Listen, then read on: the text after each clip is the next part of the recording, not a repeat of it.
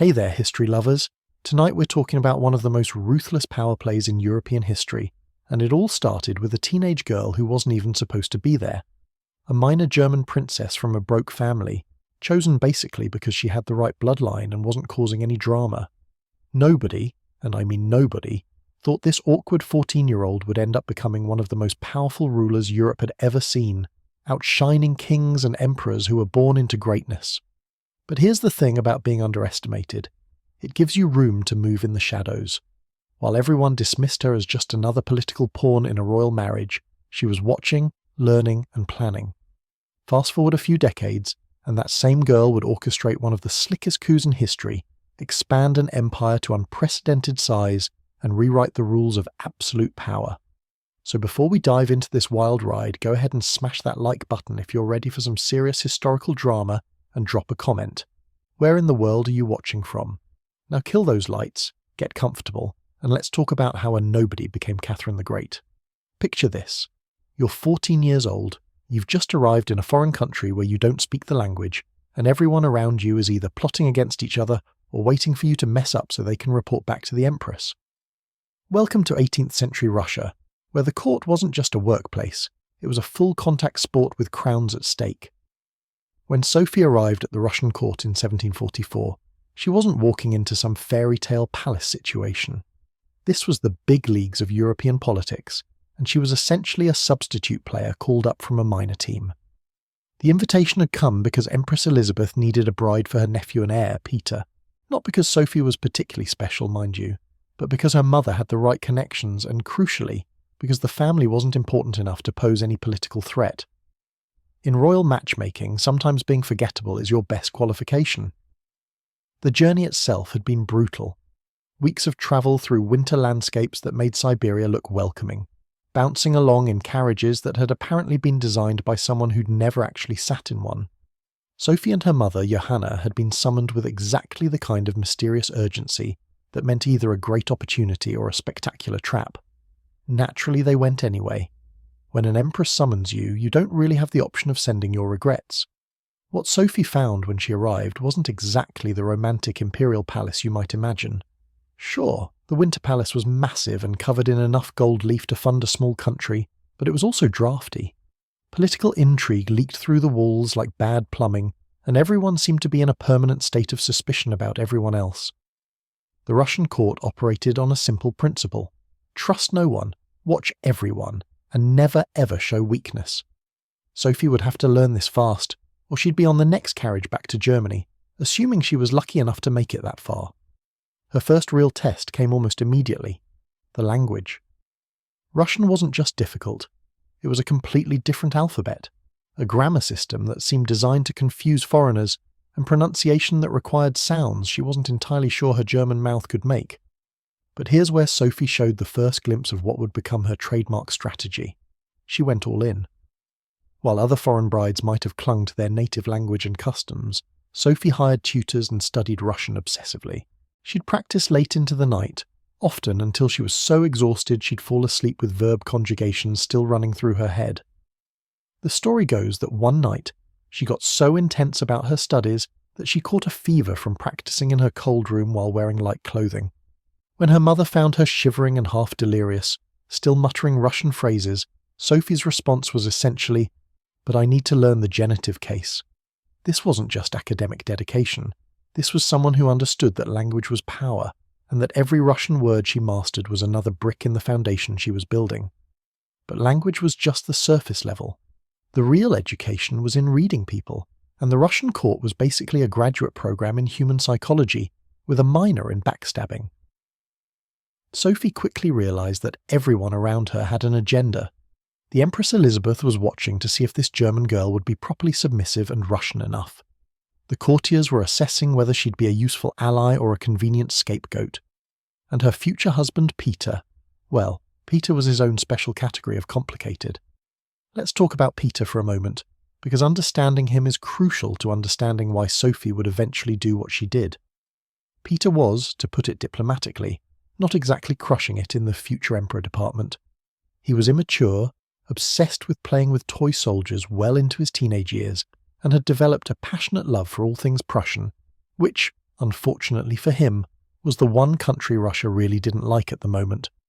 Imagine showing up to a job interview wearing your competitor's company shirt. That was basically Peter's approach to being a Russian heir.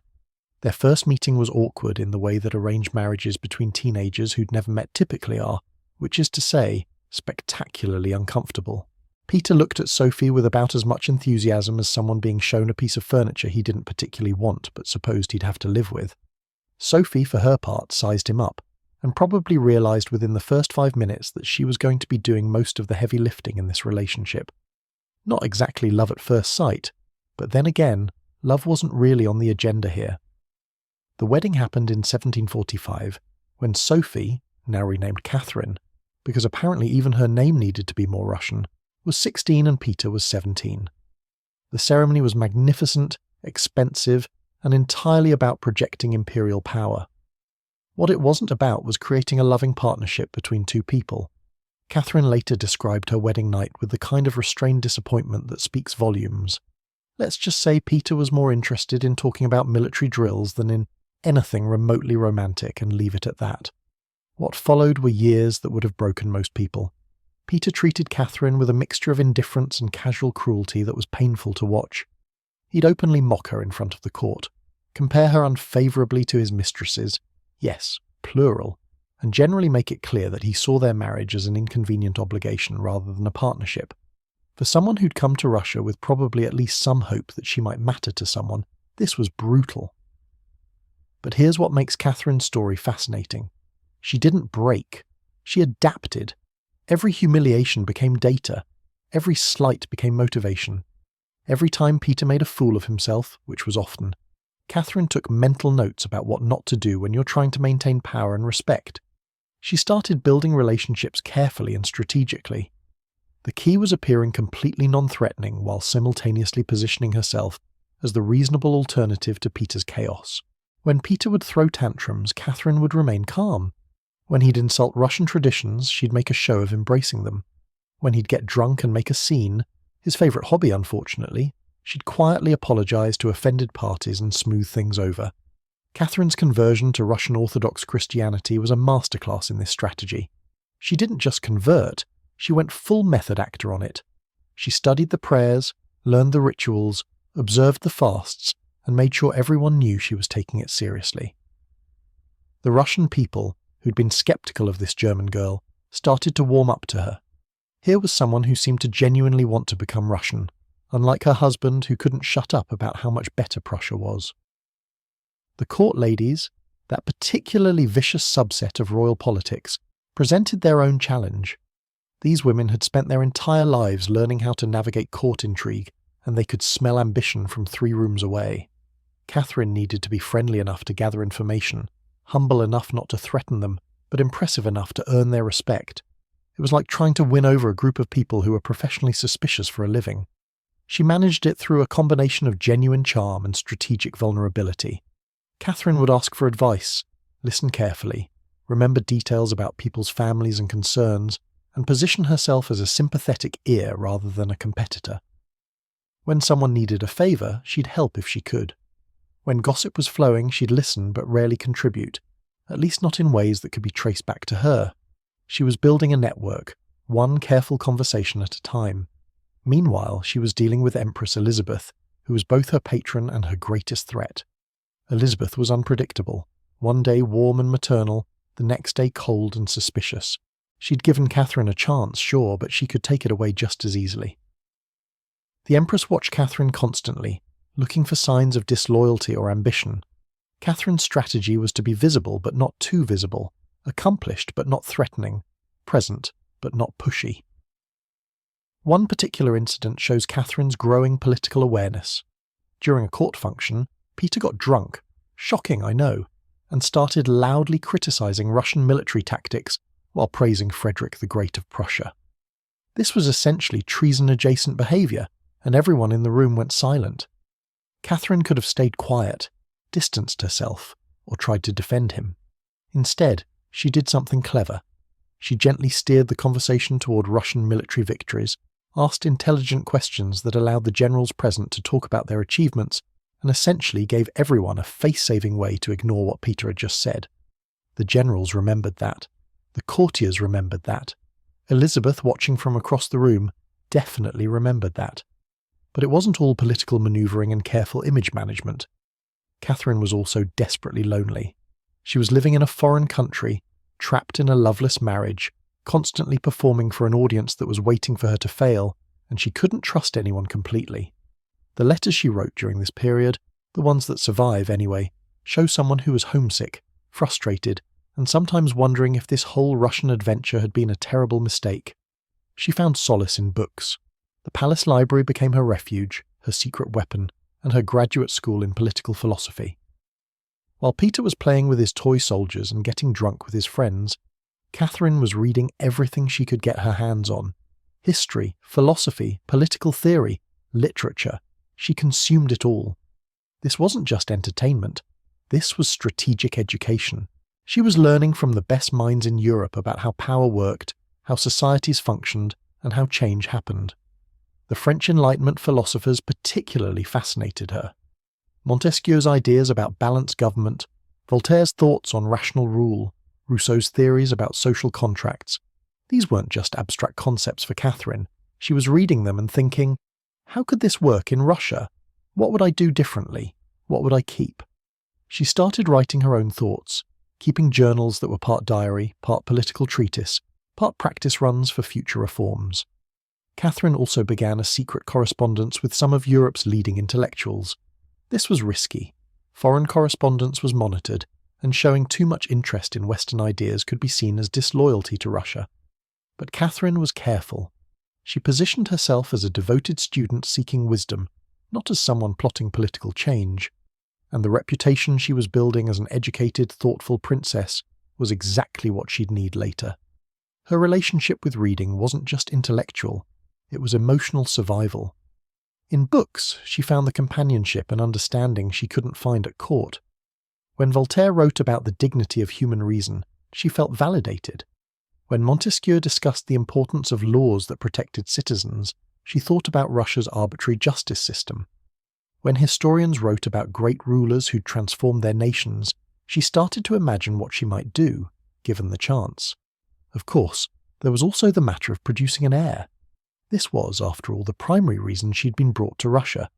The problem was that Peter showed approximately zero interest in fulfilling his marital duties. Years went by with no pregnancy, and the court started to whisper. Was Catherine barren? Was Peter incapable? What would happen if there was no heir? Empress Elizabeth was getting impatient, and when an empress gets impatient about the succession, that's everyone's problem. The pressure on Catherine was immense. Her entire position depended on producing an heir, but her husband seemed more interested in literally anything else. It was a situation that would have been funny if it weren't so desperately serious for everyone involved. The solution, when it came, was pragmatic and very much of its time. With what was probably Elizabeth's tacit approval, though everyone maintained careful deniability, Catherine took a lover who could actually get the job done. In 1754, she finally gave birth to a son, Paul. The official story was that Peter was the father. The actual situation was complicated, and probably half the court knew it, but in royal politics, official stories matter more than biological reality. The birth of Paul should have secured Catherine's position, but instead, it created new complications. Elizabeth immediately took the baby away, insisting on raising him herself. Catherine barely got to see her own son. It was presented as the Empress wanting to ensure proper imperial education, but the message was clear. Paul belonged to Russia, not to Catherine. She'd done her duty by producing an heir, but she wasn't going to be allowed to use that heir to build power. This separation from Paul was genuinely heartbreaking for Catherine, whatever else you might say about her later actions. She'd gone through pregnancy and childbirth, no small feat in the 18th century, when medical care consisted of hope and prayer, only to have the result taken from her immediately. But even in this pain, Catherine learned a lesson. Personal feelings were always secondary to political reality. Remember that lesson. It becomes important later. The years following Paul's birth were a masterclass in patience and positioning. Catherine continued her careful cultivation of relationships. She befriended military officers, particularly those in the guards regiments that protected the palace. These weren't romantic relationships yet, but rather careful alliances built on mutual respect and shared frustrations with Peter's increasingly erratic behaviour. She also worked on her public image outside the court. Catherine made a point of appearing at religious services, visiting monasteries, showing respect for Russian traditions. She learned Russian folk songs, dressed in Russian styles when appropriate, and generally performed Russianness in a way that Peter never bothered to. The contrast was stark. Here was the German-born wife embracing Russian identity more enthusiastically than the actual Russian-born heir. Meanwhile, Peter was speedrunning every possible way to alienate important people. He insulted the Orthodox Church by trying to make it adopt Lutheran practices. He expressed admiration for Frederick the Great of Prussia at every opportunity, even though Russia had just fought a long, bloody war against Prussia. He mocked Russian military traditions, suggested the guards were outdated, and generally made it clear he thought Russian ways were inferior to Prussian ones. Every time Peter did something stupid, and that was often, Catherine's stock rose. She didn't have to actively undermine him. She just had to not be him, which wasn't exactly difficult. The court started to see her as the reasonable one, the stable one, the one who actually understood what it meant to rule Russia. This reputation wasn't an accident. Catherine had been building it carefully for years. One particularly telling incident involved the 7 Years' War. Russia had been fighting Prussia, suffering massive casualties, and then was on the verge of victory. Russian troops had actually occupied Berlin. This was a huge deal. Russia was about to become the dominant power in European politics. And then Empress Elizabeth died in early 1762. Peter became emperor, and one of his first acts was to immediately make peace with Prussia, giving up all Russian gains and essentially declaring that all those Russian deaths had been for nothing.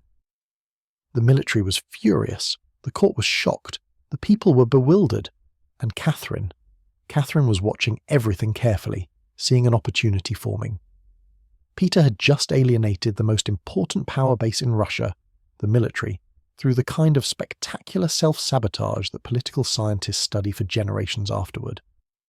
But Catherine didn't move yet. She'd learned patience during those long years of humiliation and waiting. She'd learned to read the room, to sense when the moment was right, and she was building the relationships she'd need when that moment came. The guards officers who'd respected her for years were becoming more than allies. They were becoming devoted supporters who saw in her the kind of leader Russia needed. Her lovers during this period, and yes, there were several, weren't just personal relationships. They were political partnerships. Sergei Saltykov, who may or may not have been Paul's biological father, provided companionship and an entry point into certain court factions. Stanisław Poniatowski, a Polish noble, brought diplomatic connections and genuinely seemed to love her, one of the few people at court who did. These relationships were complex, mixing genuine affection with cold political calculation in ways that probably neither Catherine nor her lovers fully acknowledged. The most important of these relationships, though, was still to come. Grigory Orlov would enter Catherine's life in the early 1760s, and he'd bring with him the key to everything Catherine had been working toward: the absolute loyalty of the Guards regiments. Orlov and his brothers were military heroes, respected by the troops, and they saw in Catherine a leader worth following. This wasn't just romance. This was the alliance that would make a coup possible. By 1762, Catherine had spent 17 years in Russia. 17 years of performing, learning, adapting, surviving. She'd transformed herself from an awkward German teenager into a sophisticated political operator who spoke perfect Russian, understood Orthodox theology, could quote French philosophers, navigate court intrigue, and command loyalty from military officers.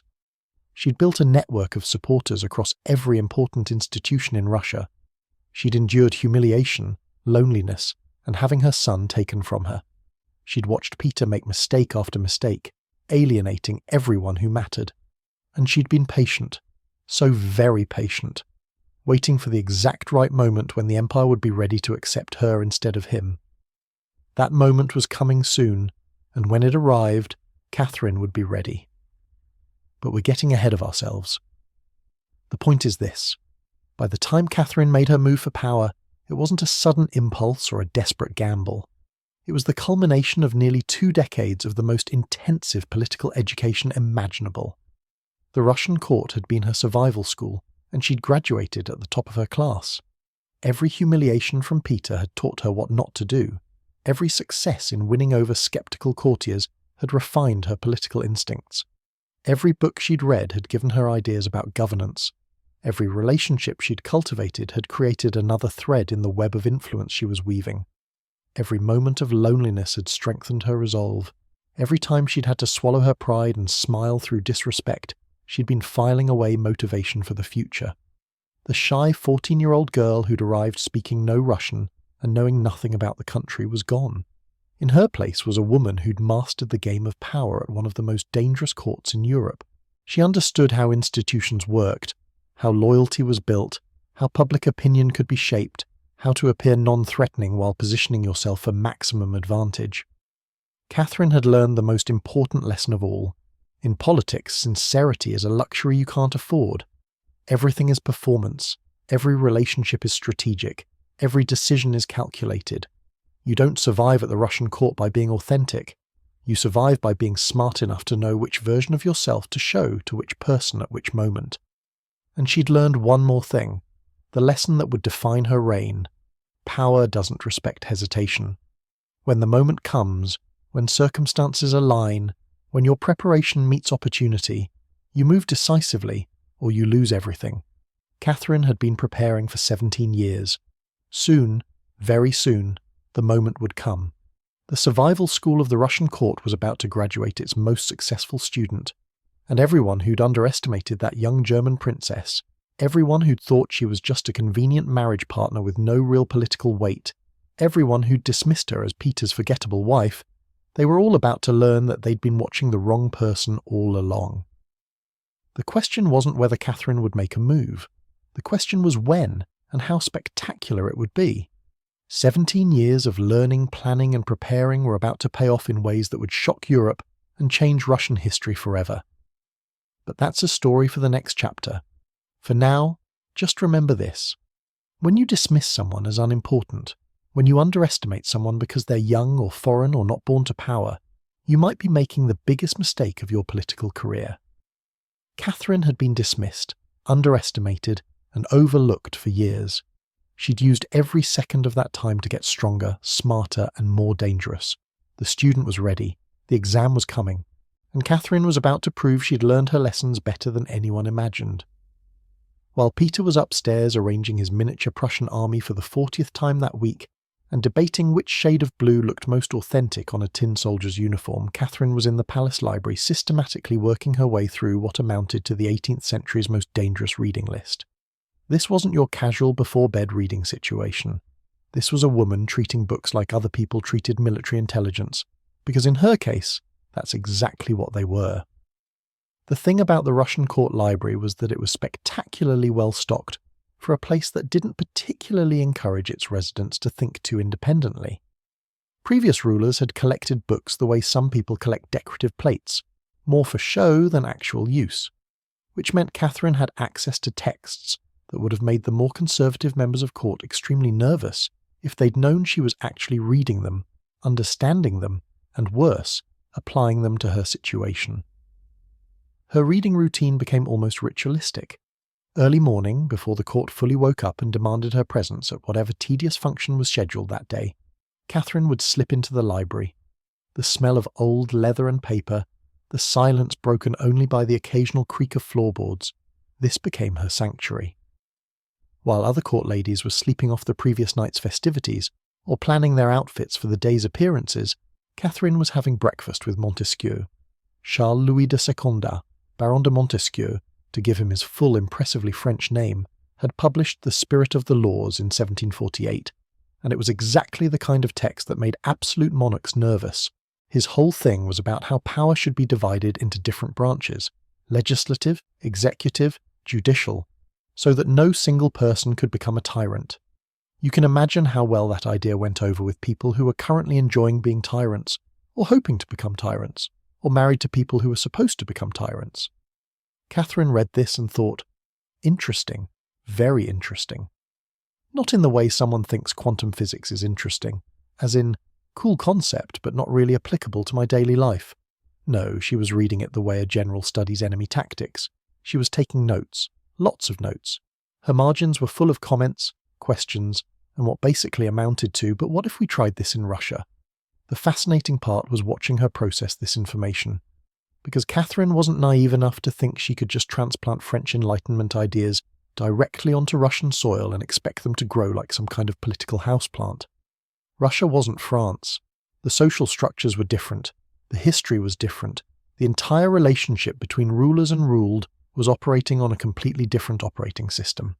So Catherine read Montesquieu and thought, okay, but how would this actually work here? What parts could I use? What would I need to change? She started keeping what we might call intellectual journals, though that makes them sound more pretentious than they were. These were working documents where she'd summarize what she'd read, argue with the authors, because she definitely argued with them, even if they couldn't argue back, and sketch out her own ideas. This wasn't just comprehension exercises. This was Catherine developing her own political philosophy in real time, using the greatest minds in Europe as her debate partners. Then there was Voltaire, François-Marie Arouet, better known as Voltaire, who decided that his birth name wasn't dramatic enough and rebranded himself with something that sounded more like a superhero name. Voltaire was the rock star of the Enlightenment, if rock stars had existed and had been sarcastic French philosophers instead of musicians. He wrote about everything: religion, government, society, science, and his basic position was that human reason should triumph over tradition and superstition. His concept of the enlightened despot particularly fascinated Catherine. The idea was simple but revolutionary. What if you had a monarch with absolute power, but that monarch used their power to implement rational reforms, protect citizens' rights, and govern according to philosophical principles rather than just personal whim or tradition? It was basically, what if we kept the autocracy but made it, good? The appeal to Catherine is pretty obvious. She was living in an absolute monarchy, watching someone, Peter, use absolute power in the absolute dumbest ways possible.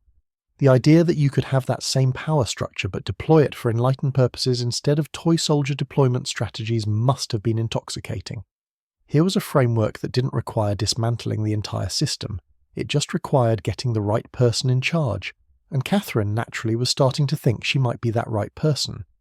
Not in a megalomaniacal, I'm the chosen one way, or at least not entirely, but in a practical, literally anyone would be better than Peter, and I've actually been studying for this job way. She devoured Voltaire's works, his plays, his philosophical letters, his historical writings. The man was absurdly prolific. Apparently he barely slept and just wrote constantly, which is either inspiring or exhausting depending on your perspective. Catherine read his critiques of religious fanaticism and thought about Russia's complex relationship with the Orthodox Church. She read his advocacy for legal reform and thought about Russia's arbitrary justice system, where your fate often depended more on who you knew than what you'd actually done. But she also recognized where Voltaire was full of it. He wrote from the comfort of French intellectual circles, where the biggest risk was a strongly worded rebuttal in a competing philosopher's essay. Catherine was living in a court where political mistakes could get you exiled to Siberia, or worse.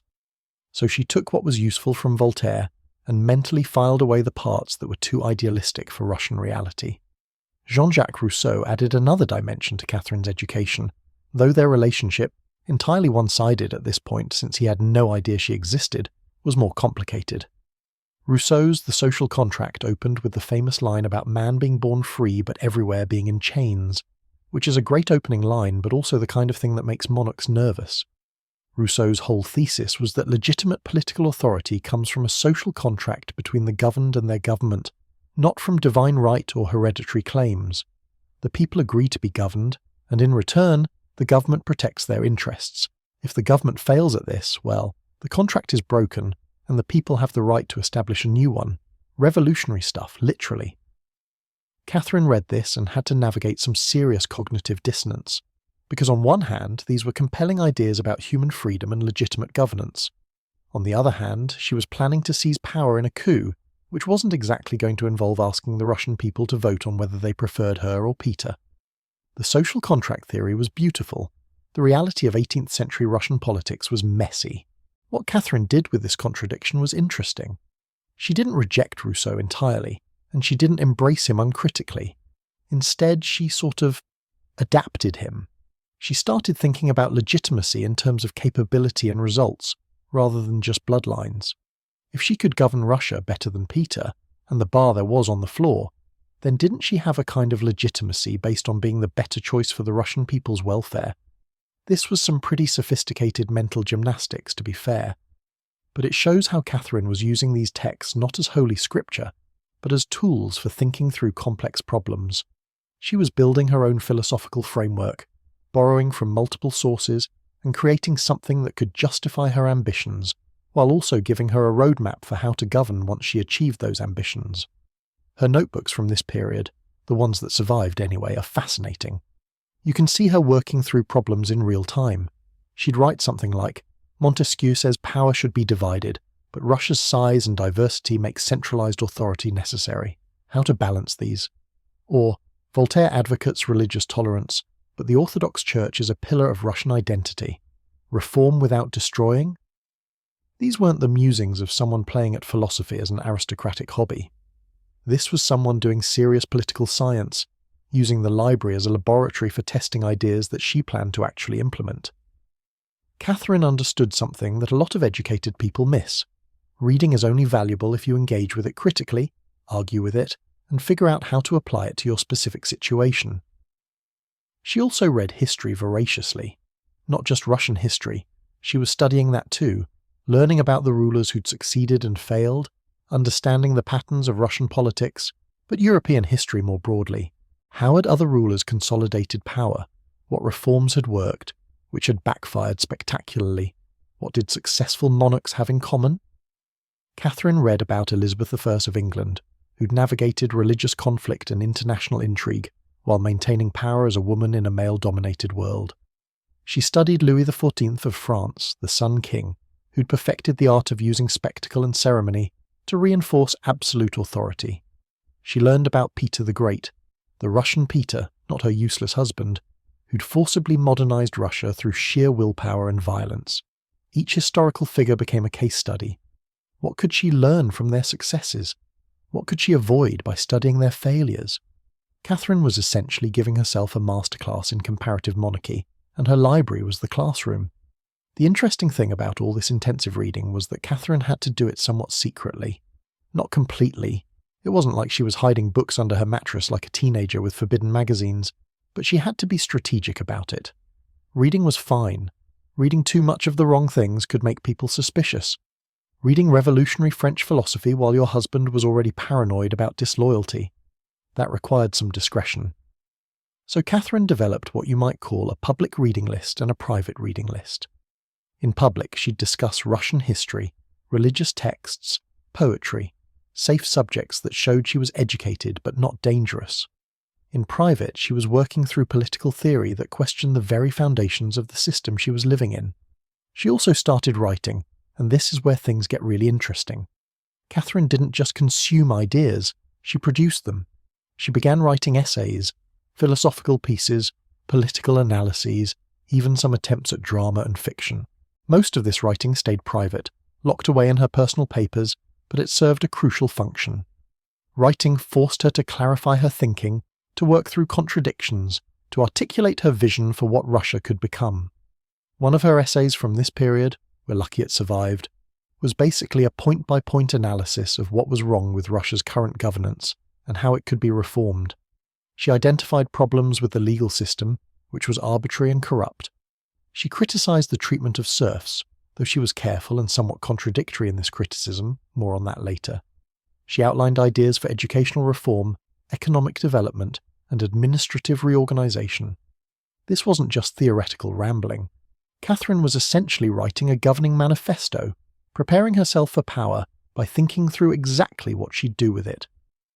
While Peter was perfecting his ability to get drunk before noon, truly a skill that requires dedication, Catherine was writing detailed policy proposals that she had no official authority to implement, but every intention of implementing eventually.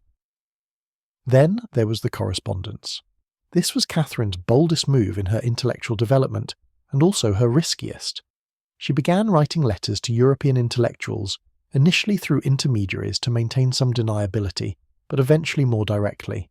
She was building a network of intellectual connections across Europe, establishing herself as a serious thinker rather than just another royal wife. The challenge here was positioning.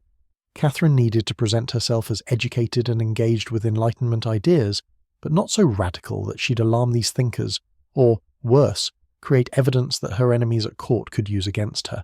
So her letters were carefully crafted to show intellectual curiosity, respect for her correspondents' work, and thoughtful engagement with their ideas, while avoiding anything that could be construed as revolutionary intent.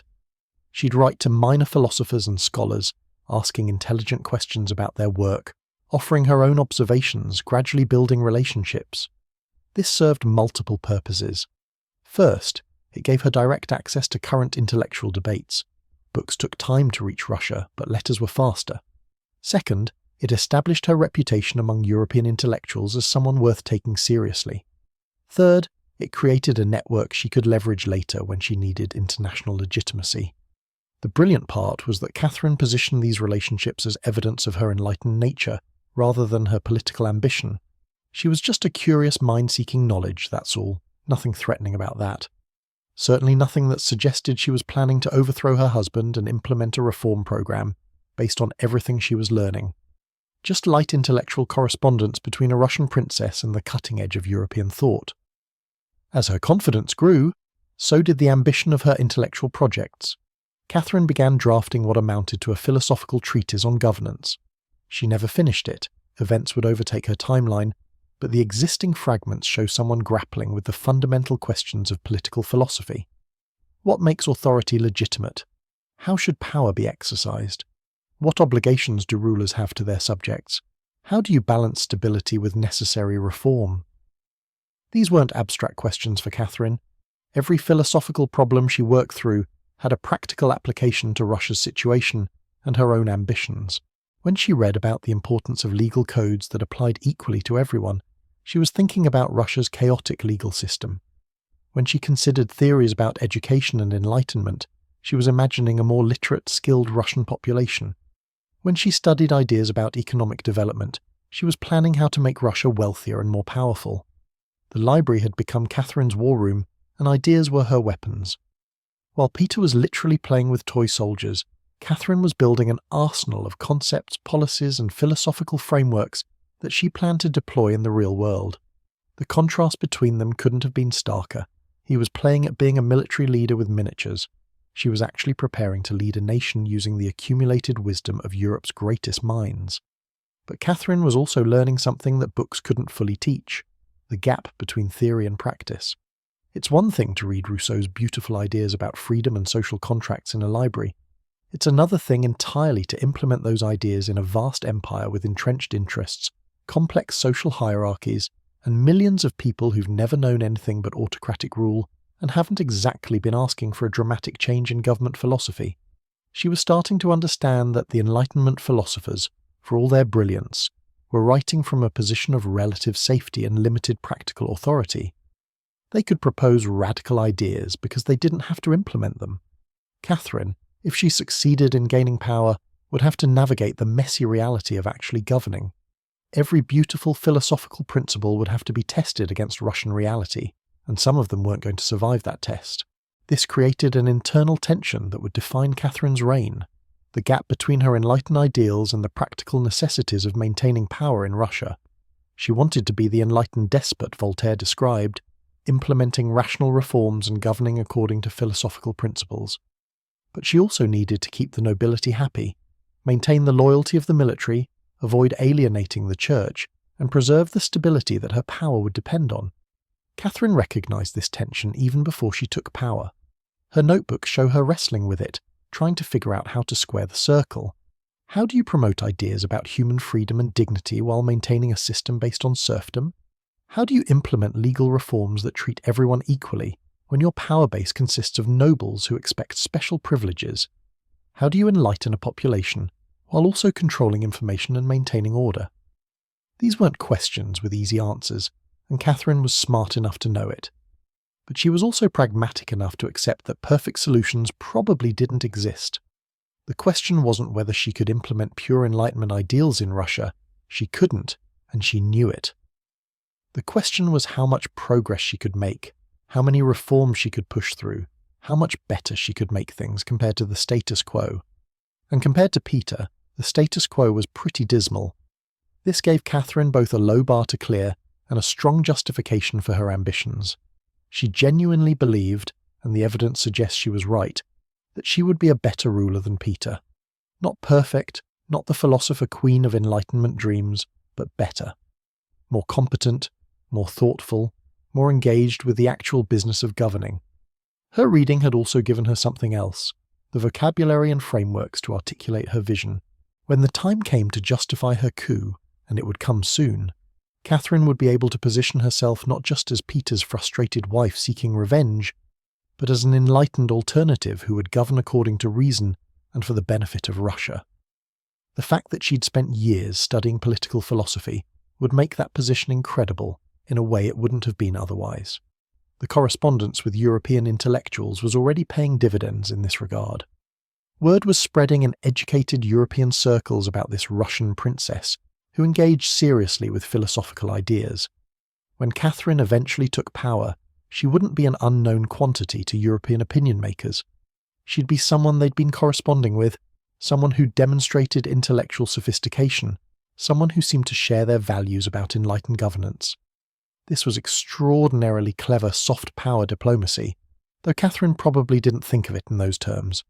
She was building international legitimacy before she even had domestic power, creating a reputation that would make European nations more likely to accept her rule when she seized it. After all, a coup by an educated, philosophically minded princess who corresponded with Voltaire was a lot more palatable to European sensibilities than just another violent power grab. But let's not romanticize this too much. Catherine was also aware that she could use Enlightenment ideas as a kind of cover, a way to make her ambitions seem more noble and less self-interested than they were. She genuinely engaged with these philosophical concepts, but she also recognized their usefulness as propaganda. Being known as an enlightened thinker made her coup seem like progress rather than merely ambition. This is where Catherine shows her real genius, her ability to hold multiple truths simultaneously. She could genuinely believe in Enlightenment ideals while also pragmatically recognizing their limitations in Russian context.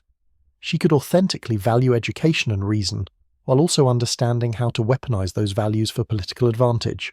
She could be both a serious intellectual and a calculating political operator, because in her world, you needed to be both to survive, let alone succeed.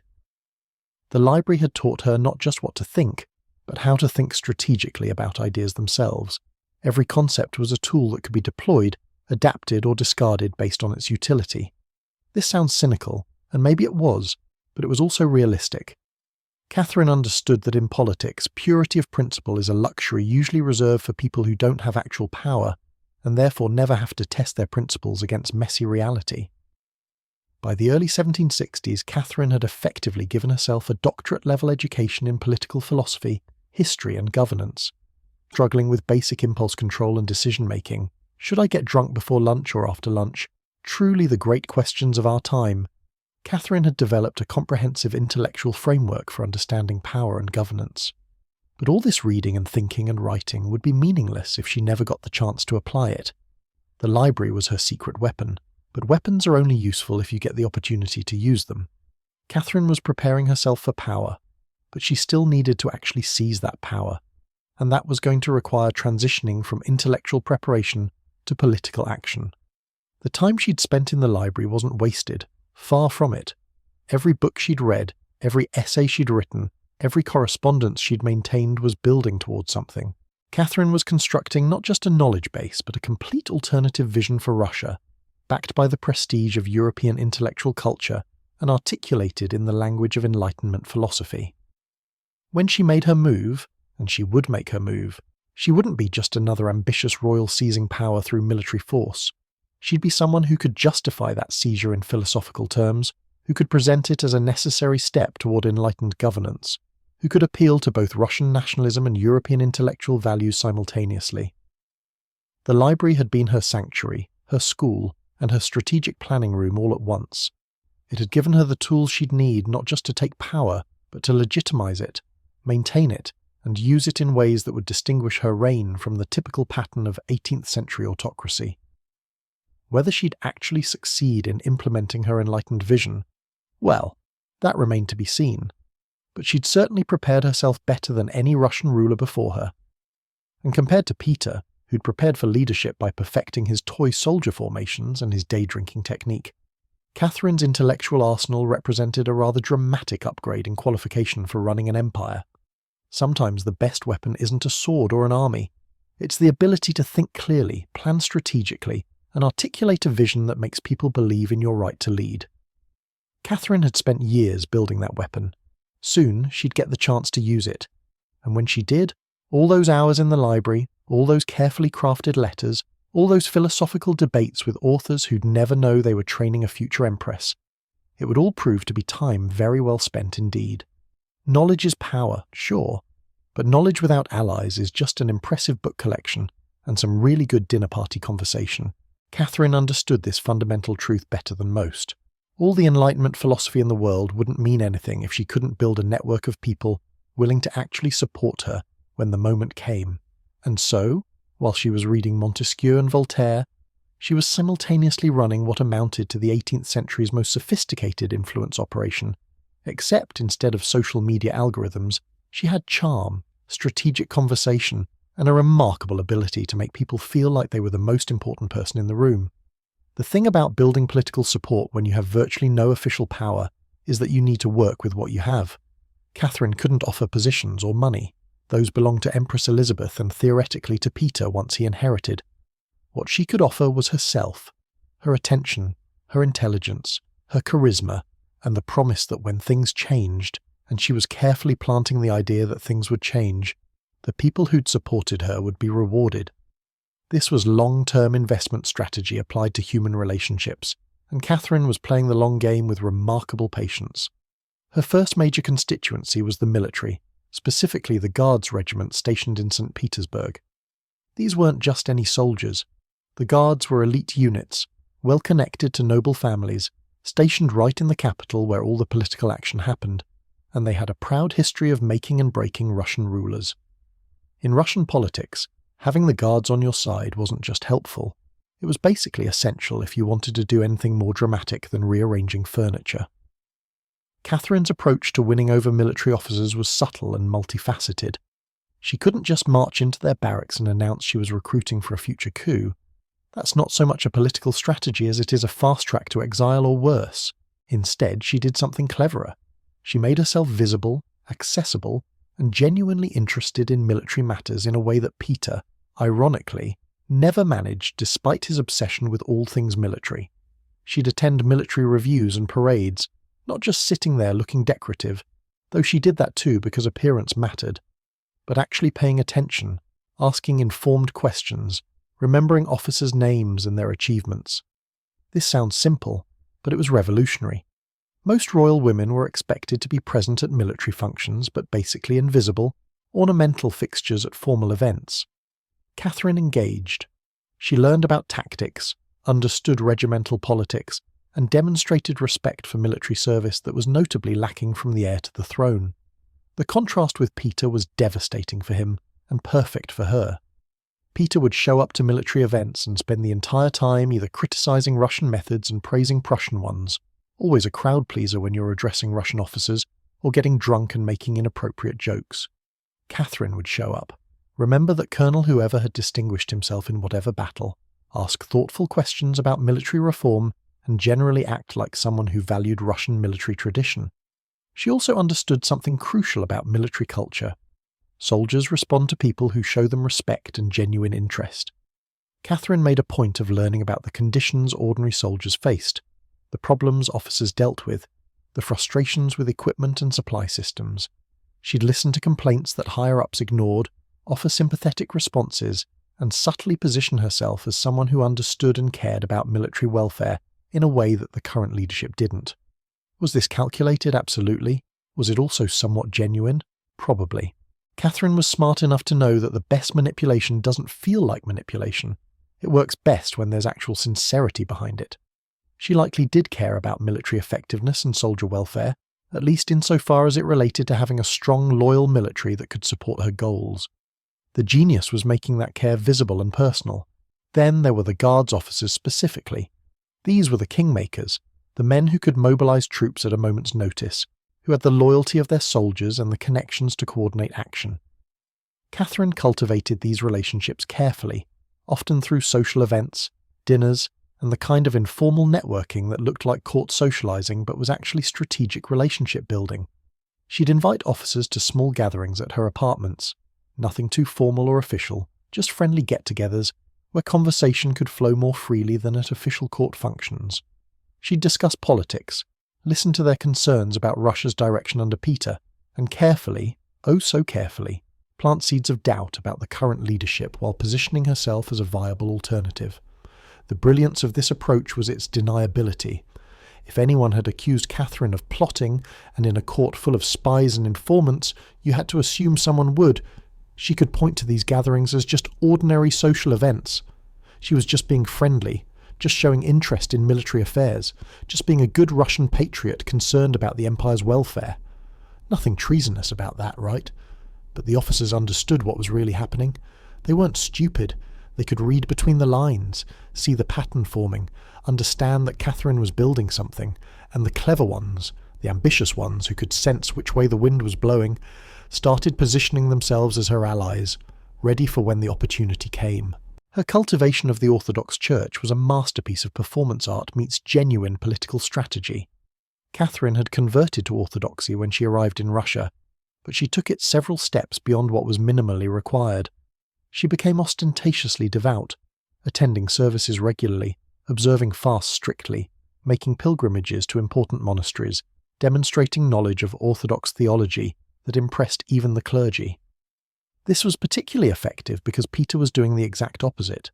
He made no secret of his Lutheran sympathies, questioned Orthodox practices, and generally treated the Russian Church with the kind of casual disrespect that made clergy members nervous about what would happen when he became emperor. Every time Peter said something dismissive about Orthodox traditions, every time he skipped an important religious observance, Catherine's stock with the Church rose correspondingly. The clergy, for their part, weren't naive. They knew Catherine had been born Lutheran and that her conversion had been politically motivated. But she was playing the role so well, with such apparent sincerity that it didn't matter. She gave them respect, demonstrated knowledge of their traditions, and most importantly, represented a future where the Orthodox Church would maintain its privileged position in Russian society. Peter represented uncertainty at best and outright hostility at worst.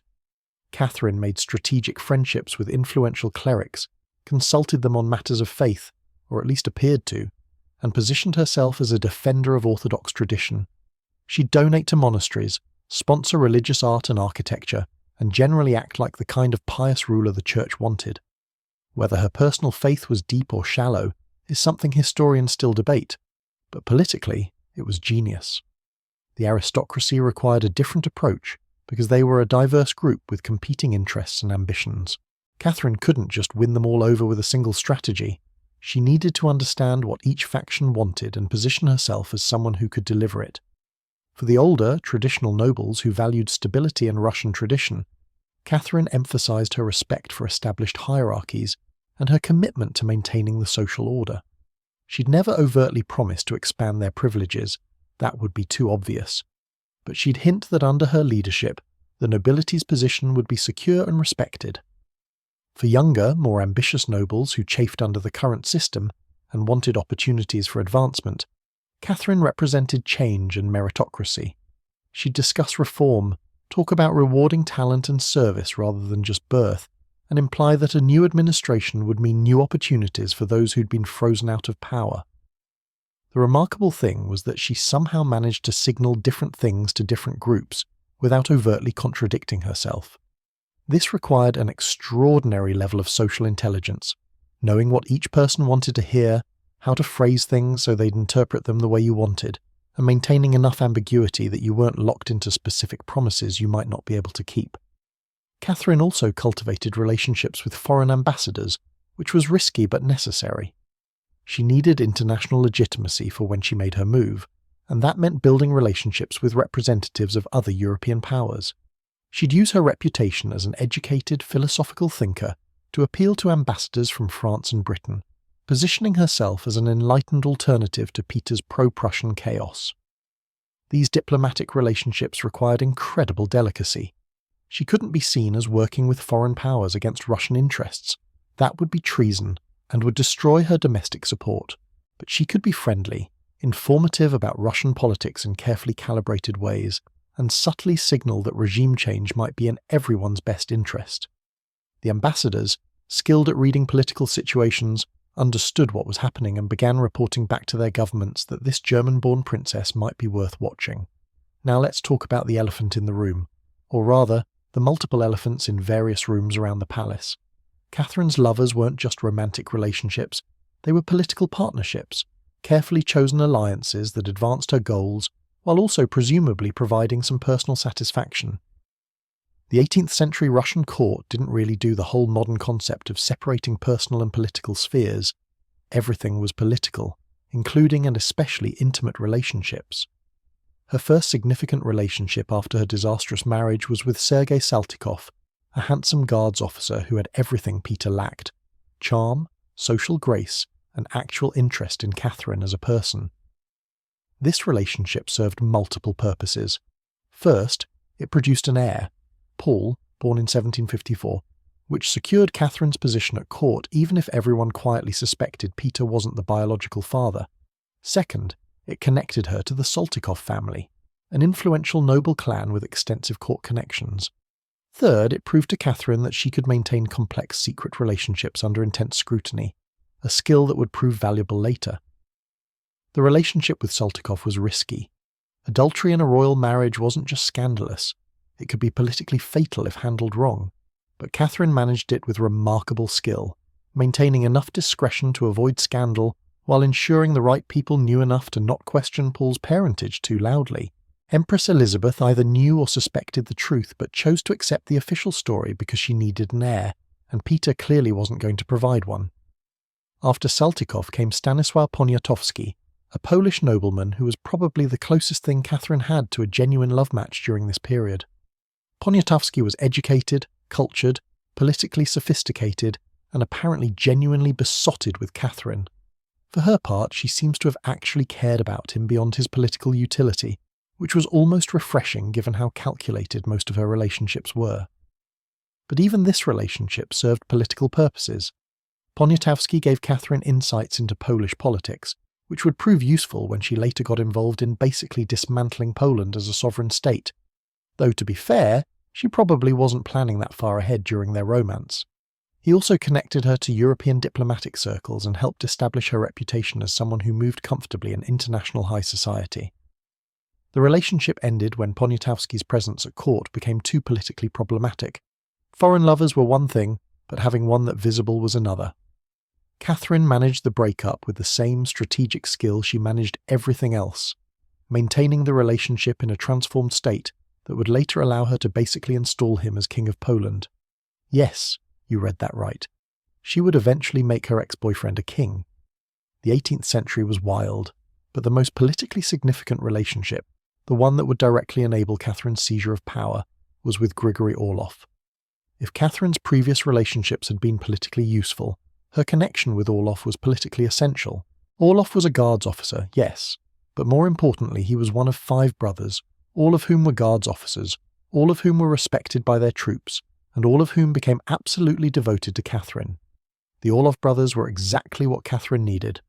Connected military men with the ability to mobilize soldiers, the courage to take risks, and the ambition to bet everything on Catherine's success.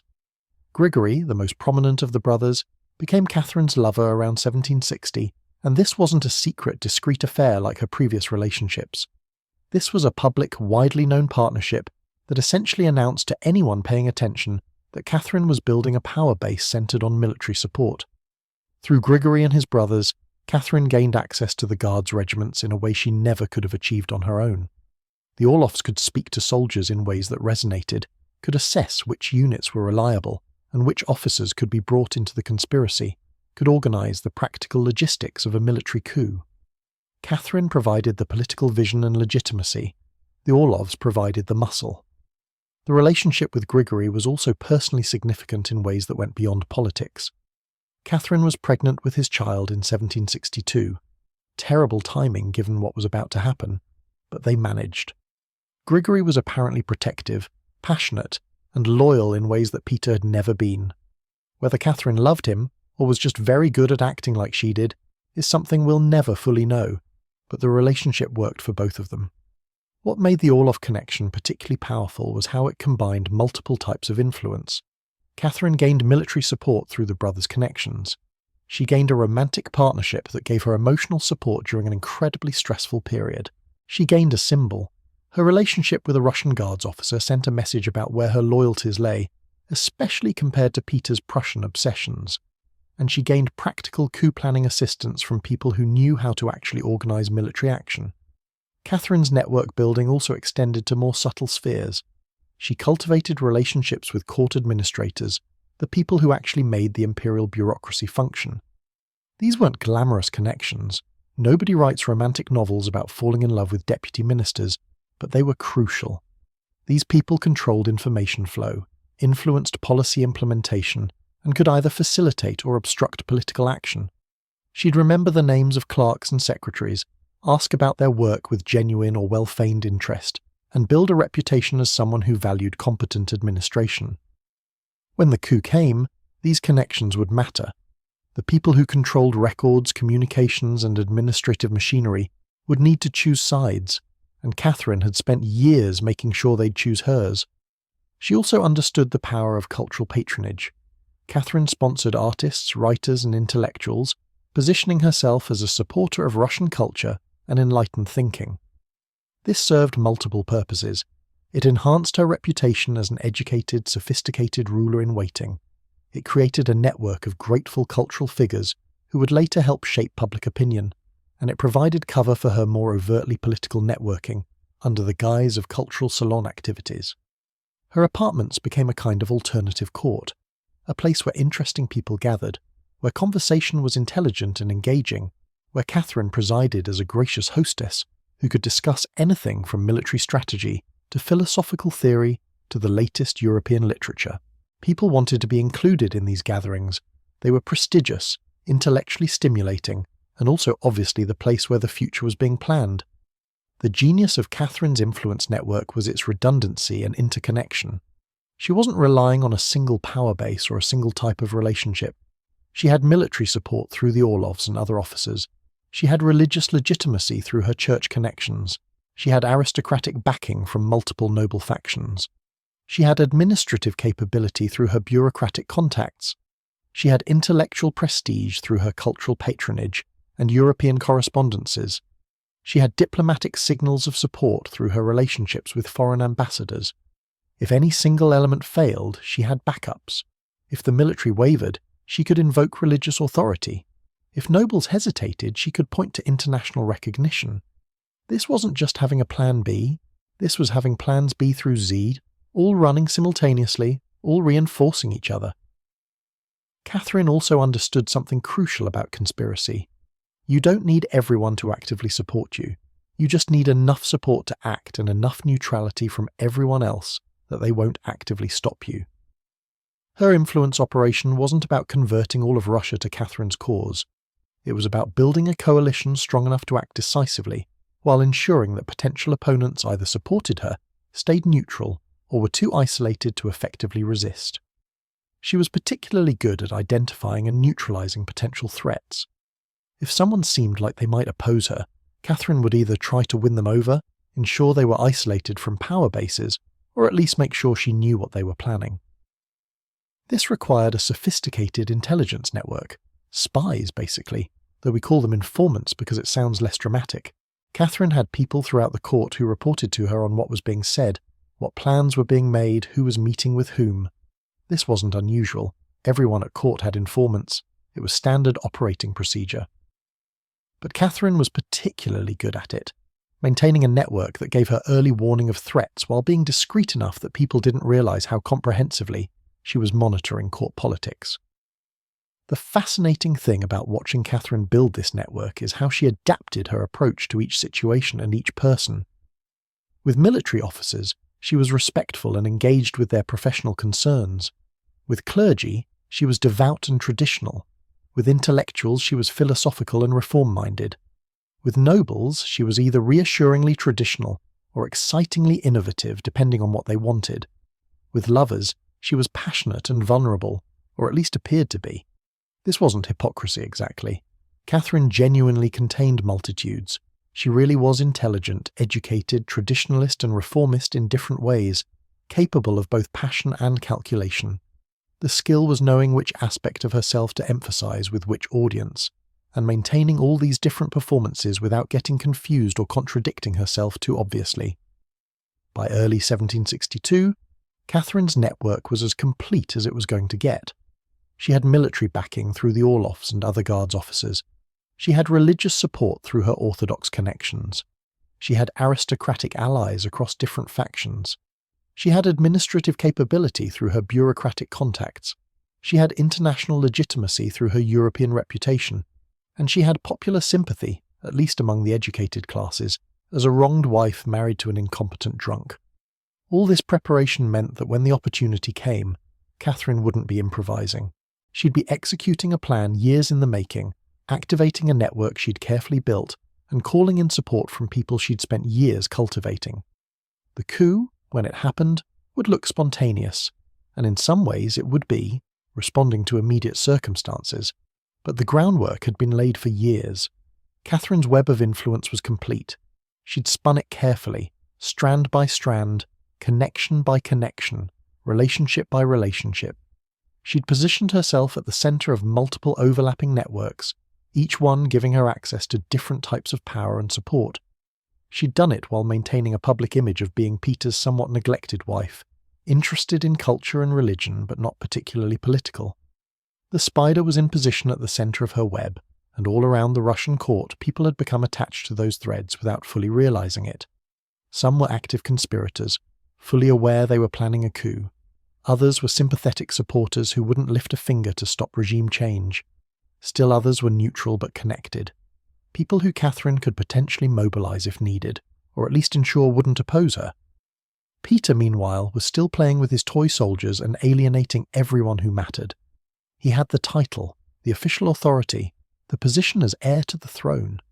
Catherine had something better. She had people, lots of them, connected, capable, motivated people who decided that Russia's future looked better with her in charge than with Peter. Soon, very soon, all this careful preparation would be put to the test. The moment was approaching when Catherine would need to activate her network, call in all those relationships she'd cultivated, and bet everything on whether she'd built her web of influence well enough to support the weight of a coup. Spoiler alert, she had. There's an old saying about giving someone enough rope to hang themselves. Peter III didn't need any rope from Catherine.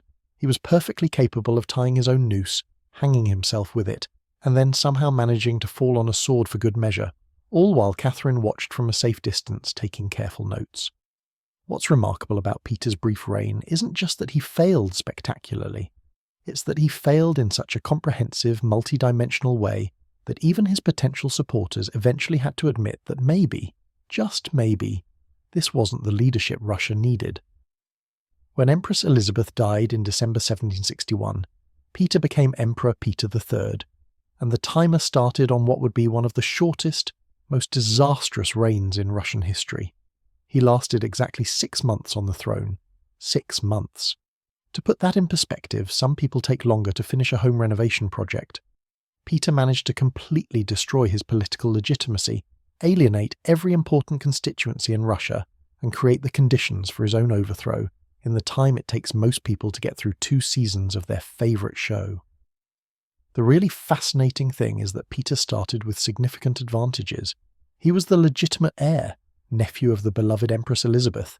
He had the entire apparatus of state power at his disposal. The military, the bureaucracy, the church. Officially, they all answered to him. Catherine had nothing official, just her network of relationships and her reputation. On paper, this shouldn't have been a contest. And yet, Peter managed to squander every single advantage through a combination of political tone deafness, cultural insensitivity, and what can only be described as an almost supernatural ability to make the worst possible decision in any given situation. Let's start with his first major policy decision, the one that probably sealed his fate before he'd even warmed the throne, making peace with Prussia. Now, to understand why this was such a catastrophic move, you need to understand what Russia had just been through. The 7 Years' War had been brutal. Thousands of Russian soldiers had died fighting Frederick the Great's Prussian forces. Russia had been winning. Russian troops had actually occupied Berlin. The empire was positioned to become the dominant power in European politics, extracting major concessions from Prussia and reshaping the continental balance of power. And then Peter became emperor, and immediately, like within weeks, made peace with Prussia. Not just peace. He basically gave Prussia everything back and asked for nothing in return. He didn't extract territorial concessions, didn't demand reparations, didn't secure any strategic advantages for Russia. He just gave Frederick the Great a do-over because, and this is important, Peter personally admired Frederick and thought Prussia was great. Let that sink in. Thousands of Russians had died. The treasury had been depleted funding the war. Victory was within grasp, and the new emperor threw it all away because he had a fanboy crush on the enemy leader. This wasn't just bad policy. This was a slap in the face to everyone who'd fought, everyone who'd lost family members, everyone who'd believed they were sacrificing for Russian victory. The military was furious. Veterans felt betrayed. Families of dead soldiers were outraged. And Peter seemed genuinely confused about why people weren't thrilled with his decision. Catherine naturally was taking notes. She positioned herself carefully, not overtly criticizing Peter, which would have been dangerous and unseemly, but making sure everyone knew she understood their pain and shared their sense of betrayal. While Peter was celebrating his peace treaty like he'd achieved some great diplomatic victory, Catherine was quietly expressing sympathy to military families and veterans, letting them know that she, at least, valued their sacrifice. But Peter wasn't done. Having alienated the military, he decided to go after the Orthodox Church, because why make enemies with one powerful constituency when you could make enemies with all of them? Peter had never hidden his Lutheran sympathies. That was already a problem. But as emperor, he decided to actually try implementing reforms that would essentially Lutheranize the Russian Orthodox Church. He proposed secularizing church lands, which would strip the church of its wealth and economic power. He wanted to change Orthodox liturgy and practices to be more like Protestant services.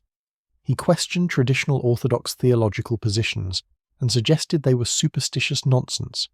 And he did all this publicly, without any diplomatic finesse or attempt to bring church leaders along gradually. It was like he'd studied successful religious reforms throughout history and decided to do the exact opposite of everything that had worked. The church hierarchy was horrified. Parish priests were alarmed. Ordinary Russians who took their orthodoxy seriously were confused and angry. Why was the emperor attacking their faith?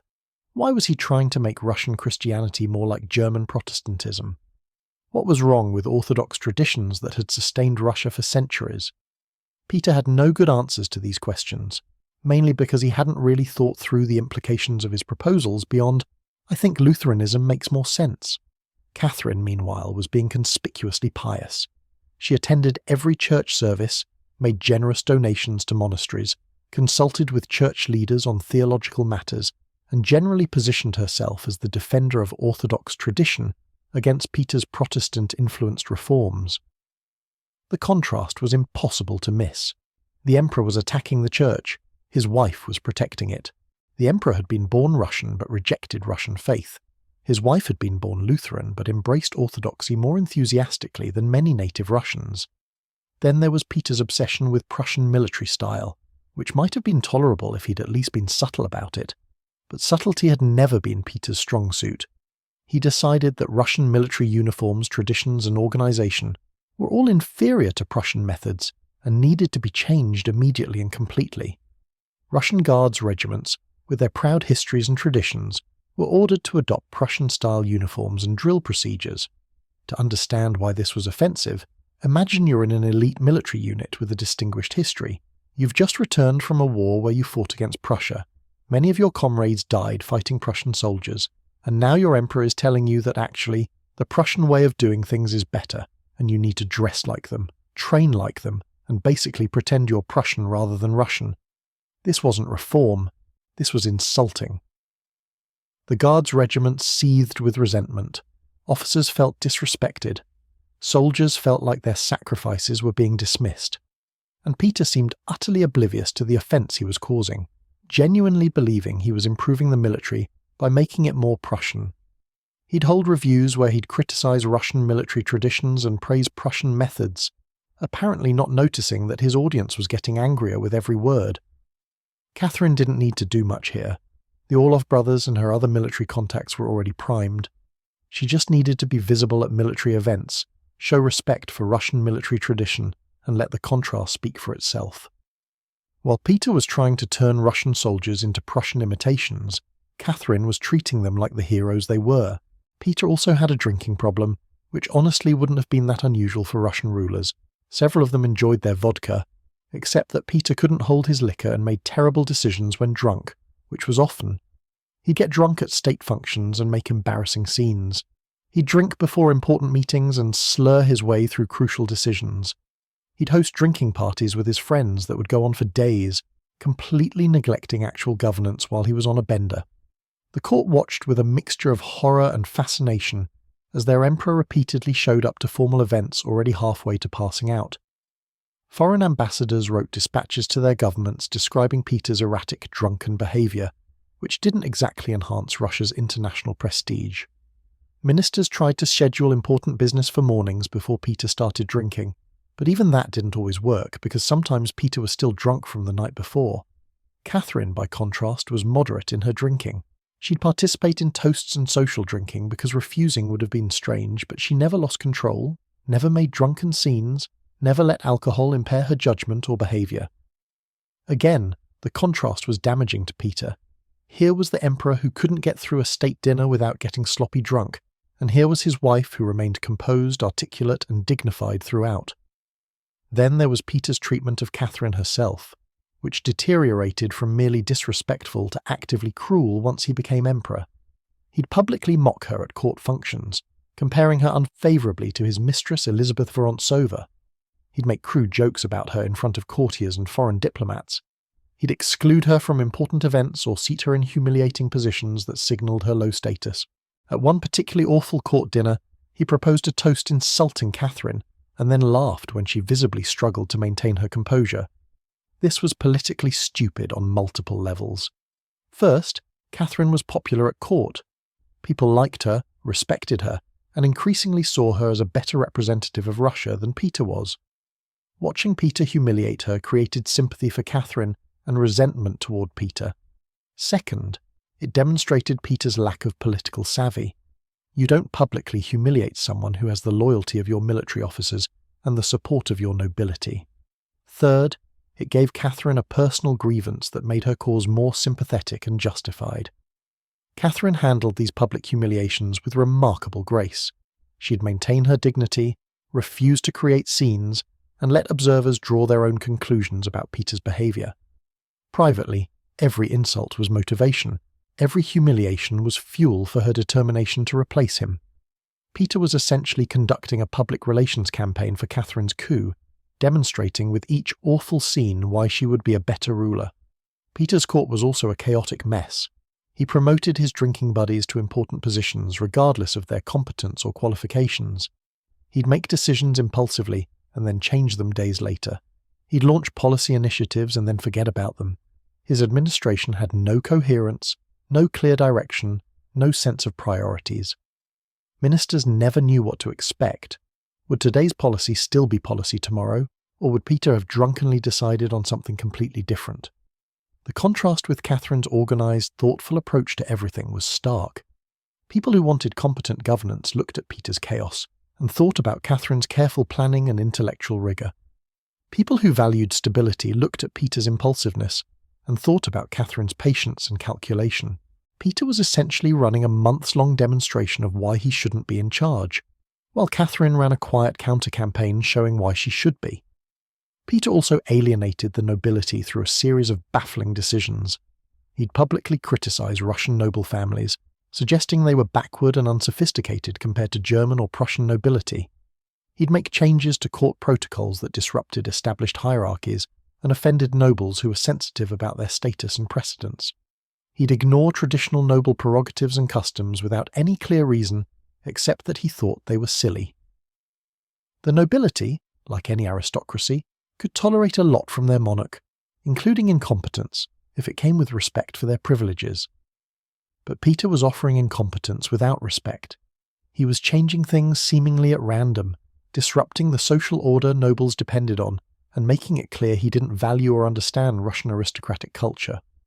This was a problem because the nobility was the class from which administrators, military officers, and basically everyone who actually ran the empire came. Alienating them was like alienating your entire middle management structure. Catherine, meanwhile, had spent years cultivating noble support through different factions. She understood aristocratic culture, respected noble sensibilities, and knew how to navigate the complex web of family relationships and status concerns that defined noble society. When nobles compared Peter's contemptuous treatment to Catherine's respectful engagement, the choice was pretty clear. There was also Peter's bizarre decision to antagonize Denmark, which almost nobody understood. Russia and Denmark had decent relations. There was no particular reason for conflict, but Peter became convinced that Russia needed to go to war with Denmark to recover some territory that his home duchy in Germany had a claim to. This was about Peter's personal family interests, not Russian national interests. He started mobilizing troops for a Danish campaign, which confused everyone because, wait, we're going to war for what now? The military, still angry about the Prussian peace treaty, was now being asked to fight a war that had nothing to do with Russian interests and everything to do with Peter's German relatives.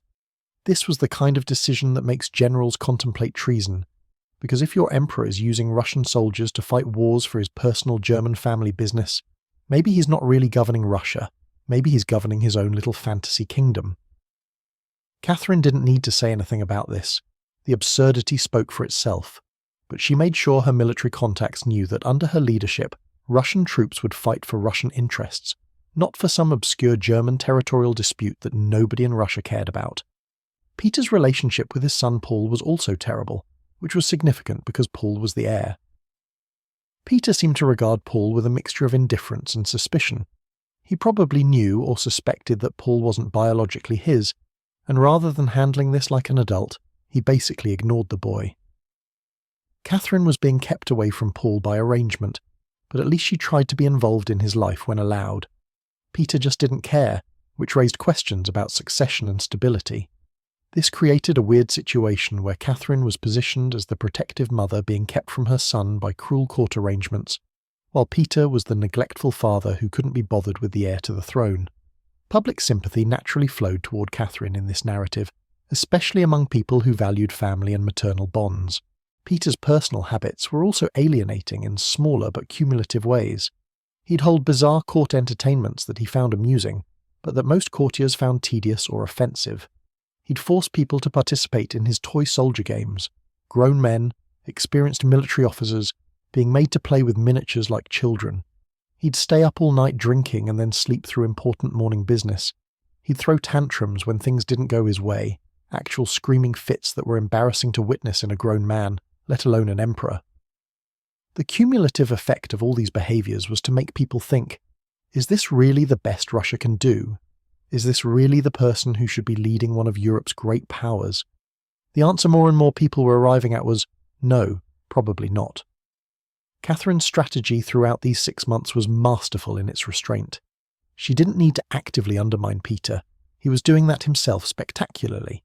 She just needed to be present, visible, and different. Where Peter was chaotic, she was orderly. Where Peter was disrespectful of Russian tradition, she was respectful. Where Peter was drunk and emotional, she was sober and composed. Where Peter was impulsive and erratic, she was thoughtful and consistent. She didn't openly criticize him. That would have been inappropriate and risky. Instead, she positioned herself through action and demeanor as the alternative. People could see the contrast themselves and draw their own conclusions. This was much more effective than any explicit criticism could have been, because people trust their own observations more than they trust accusations. The truly remarkable thing about Peter's reign is how quickly he burned through his political capital. He'd started with the legitimacy of being the rightful heir. He had the automatic support that comes with being the official ruler. He controlled all the levers of state power, and in 6 months, he'd so thoroughly alienated every important constituency that when Catherine made her move, almost nobody stood up to defend him. The military wouldn't fight for him. He'd betrayed them with the Prussian peace, insulted them with his Prussian military reforms, and proposed using them for wars that served his German family rather than Russia. The church wouldn't support him. He'd attacked their traditions and proposed reforms that would destroy their power and position. The nobility wouldn't back him. He'd shown contempt for Russian aristocratic culture and disrupted the social order they depended on. His own court had stopped taking him seriously. Too many drunken scenes, too many broken promises, too much chaos. Catherine had spent nearly 2 decades building relationships, cultivating support, and positioning herself as a capable alternative to whatever incompetent ruler Russia happened to have. But she'd been preparing for a long, difficult struggle. Peter made it easy. He did most of her work for her by being so spectacularly bad at ruling that even people who should have supported him out of principle couldn't justify it anymore. By June 1762, just 6 months into his reign, Peter had created perfect conditions for a coup. He'd given the military reasons to betray him. He'd given the church reasons to want him gone. He'd given the nobility reasons to prefer Catherine. He'd given his court reasons to think he was unfit to rule. He'd even given foreign ambassadors reasons to think Russia would be better off with different leadership, and some of them quietly signalled this in their reports home. The fascinating thing is that Peter seemed genuinely unaware of how much danger he was in. He thought he was secure because he was the emperor, because he had the title and the official authority. He didn't understand that power isn't just about titles and legal authority. It's about relationships, loyalty, respect, and fear. He'd destroyed the relationships, forfeited the loyalty, lost the respect, and wasn't scary enough to inspire fear. He had nothing left except the title, and titles don't protect you when the people with actual power, the military, the church, the nobility, decide you need to go. Catherine, meanwhile, was ready. She'd built her network. She'd positioned herself as the alternative. She'd waited patiently for the right moment, and Peter had gift-wrapped that moment for her, putting a bow on it, and basically holding up a sign saying, "Please overthrow me. I've made it as easy as possible." There's a tragic quality to Peter's downfall, actually. He wasn't a monster, just catastrophically unsuited for the position he inherited. If he'd been born a minor nobleman, he could have lived a perfectly happy life playing with toy soldiers and drinking with friends, and nobody would have cared. But he inherited an empire, and empires require competence, political skill, and at least basic understanding of how to maintain support from important constituencies. Peter had none of these qualities, and he paid the ultimate price. Catherine must have watched his self-destruction with a mixture of satisfaction, since it served her purposes, and amazement. She'd been preparing for years to overcome a competent opponent, and instead Peter was basically defeating himself while she watched. Every mistake he made was another gift to her cause. Every alienated constituency was another group she could recruit. Every policy disaster was another argument for why she should replace him. The storm was gathering, every element was aligning. The military was ready to move. The church would provide legitimacy. The nobility would support the transition. The court would accept it. Even foreign powers were subtly signalling they wouldn't object. All the pieces Catherine had carefully positioned over years of patient work were ready, and Peter, oblivious to the danger, was still making things worse for himself day by day. Soon, very soon, Catherine would make her move, and when she did, she wouldn't be fighting against a powerful emperor with loyal supporters. She'd be removing an incompetent ruler who'd alienated everyone and making herself Empress of Russia, with remarkably little resistance. Peter had dug his own grave. Catherine just needed to decide when to push him in. The morning of June 28th, 1762 started like any other summer day in St. Petersburg, which is to say it started absurdly early, because this far north, the sun barely bothers setting in summer. Catherine was at Peterhof, the summer palace outside the capital, technically resting but probably not sleeping much, because when you're about to overthrow your husband and seize control of an empire, peaceful slumber tends to be elusive. She'd gone to bed not knowing if tomorrow would be the day, or next week, or next month. The conspiracy was ready, the pieces were in position, but the exact timing remained uncertain. And then, around 6 in the morning, Catherine got a wake-up call that would change Russian history. Alexei Orlov, one of the 5 Orlov brothers who'd become Catherine's most crucial allies, burst into her room with news that couldn't wait for a more civilized hour. One of the conspirators had been arrested. The plot was potentially compromised. They needed to move immediately, or they might not get another chance. This was it. The moment Catherine had been preparing for through nearly 2 decades of patience, planning, and political maneuvering was happening right now. ready or not. Catherine's response to this crisis tells you everything about why she succeeded. She didn't panic. She didn't hesitate. She didn't waste time second-guessing whether they were really ready or whether the timing was perfect. She got dressed, got in the carriage with Alexei Orlov, and headed towards St. Petersburg to claim an empire. The journey from Peterhof to the capital was about 30 kilometers, not exactly a quick trip in an 18th century carriage bouncing along rough roads, which gave Catherine plenty of time to think about everything that could go wrong with what they were about to attempt. Think about what she was doing here.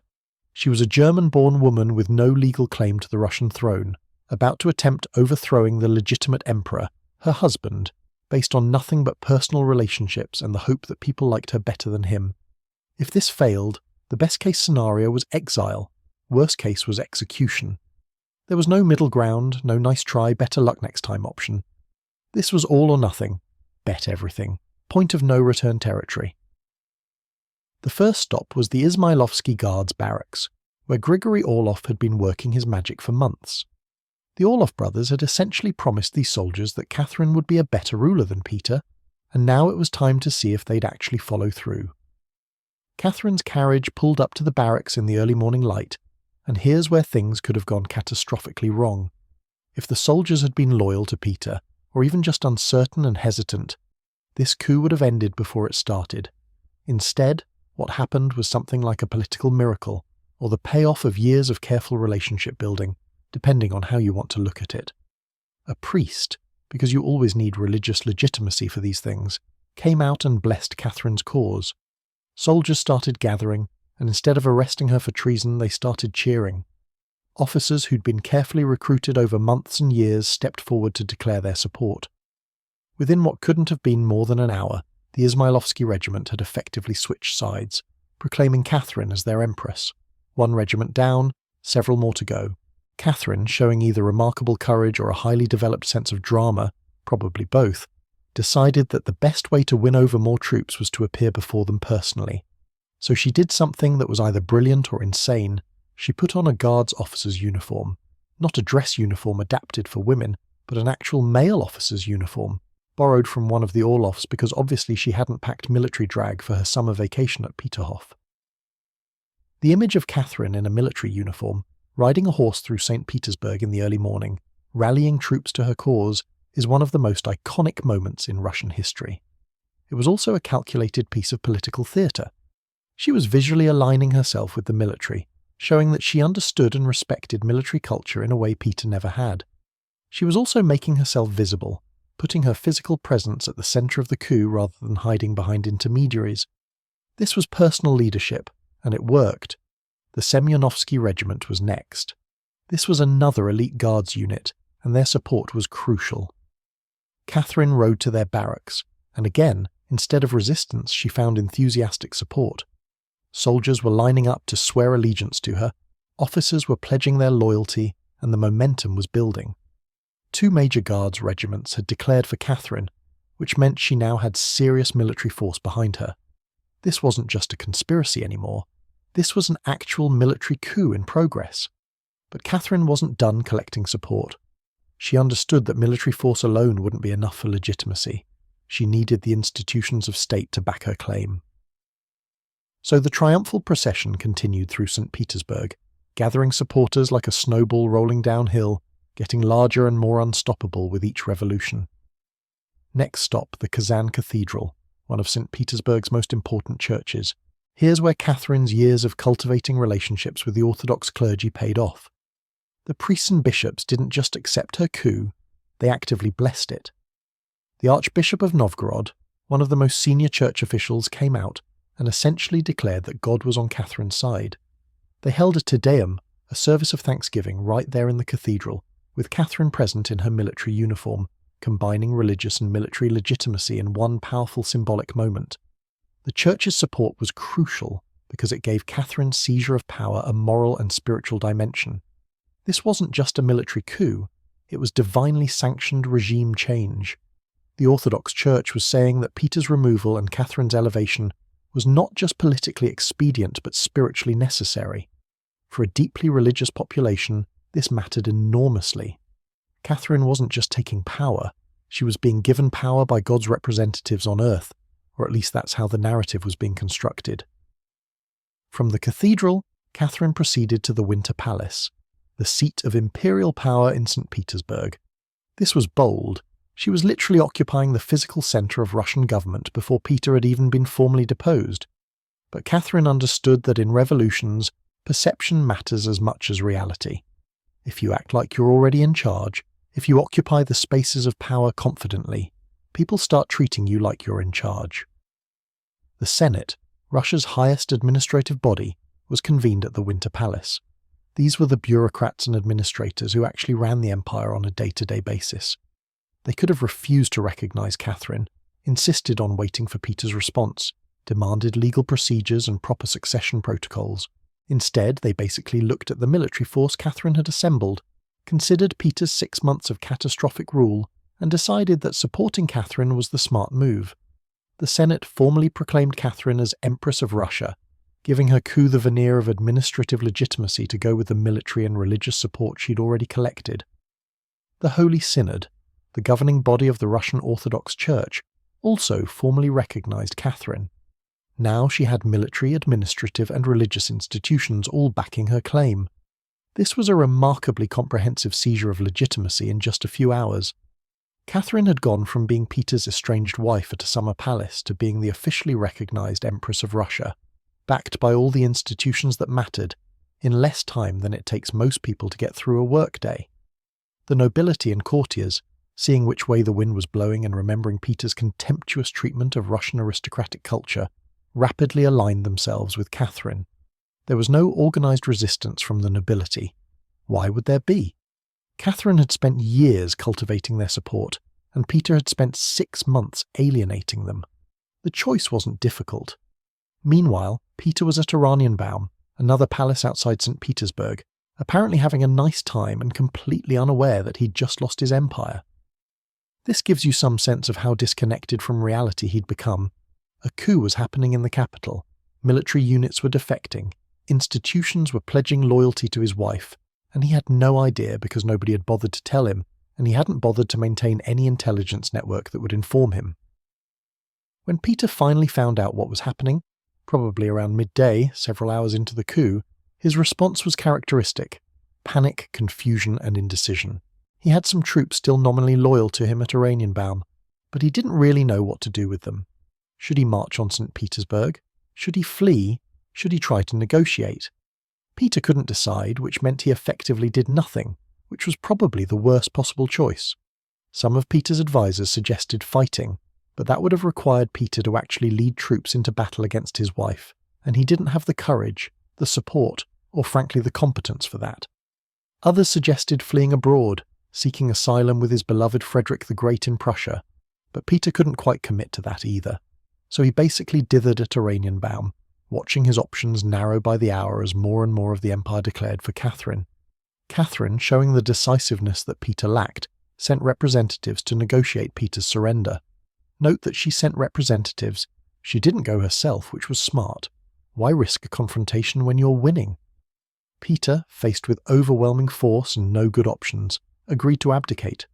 He signed a document renouncing the throne, and just like that, after 6 months as emperor, Peter III was done. No battle, no dramatic last stand, just a signature on a document acknowledging what was already reality.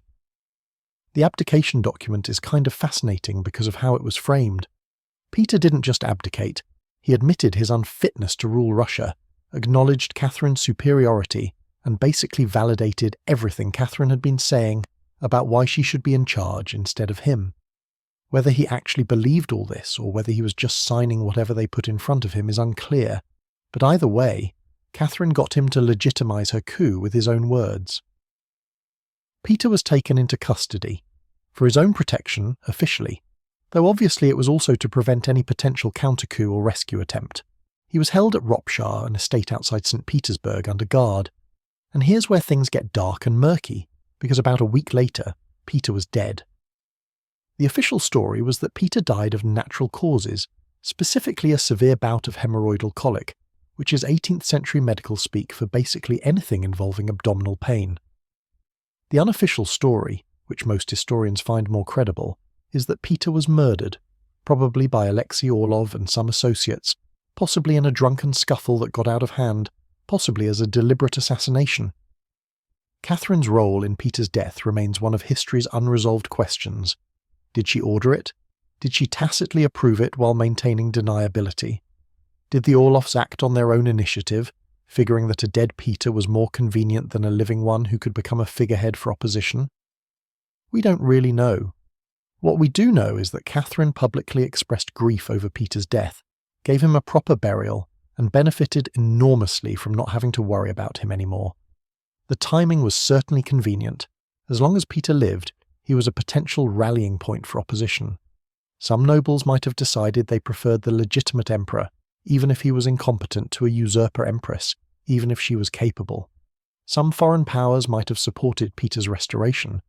The military might have gotten cold feet about supporting what was technically treason. Peter alive was a problem. Peter dead was just a sad footnote. Catherine's consolidation of power after Peter's death was remarkably smooth. There was no civil war, no major noble revolt, no military uprising demanding Peter's restoration. The Guards regiments that had supported the coup remained loyal. The Church continued blessing Catherine's rule. The Senate went on administering the empire under her authority. Foreign powers, after some initial skepticism, recognized her as Russia's legitimate ruler. Part of this smooth transition was because Catherine had prepared so thoroughly. She'd spent years building relationships, cultivating support, and positioning herself as the alternative to Peter. When the coup came, it wasn't a surprise to anyone who'd been paying attention. It was the culmination of a process that had been building for years. People had already mentally prepared for Catherine as empress. They just needed the actual event to happen.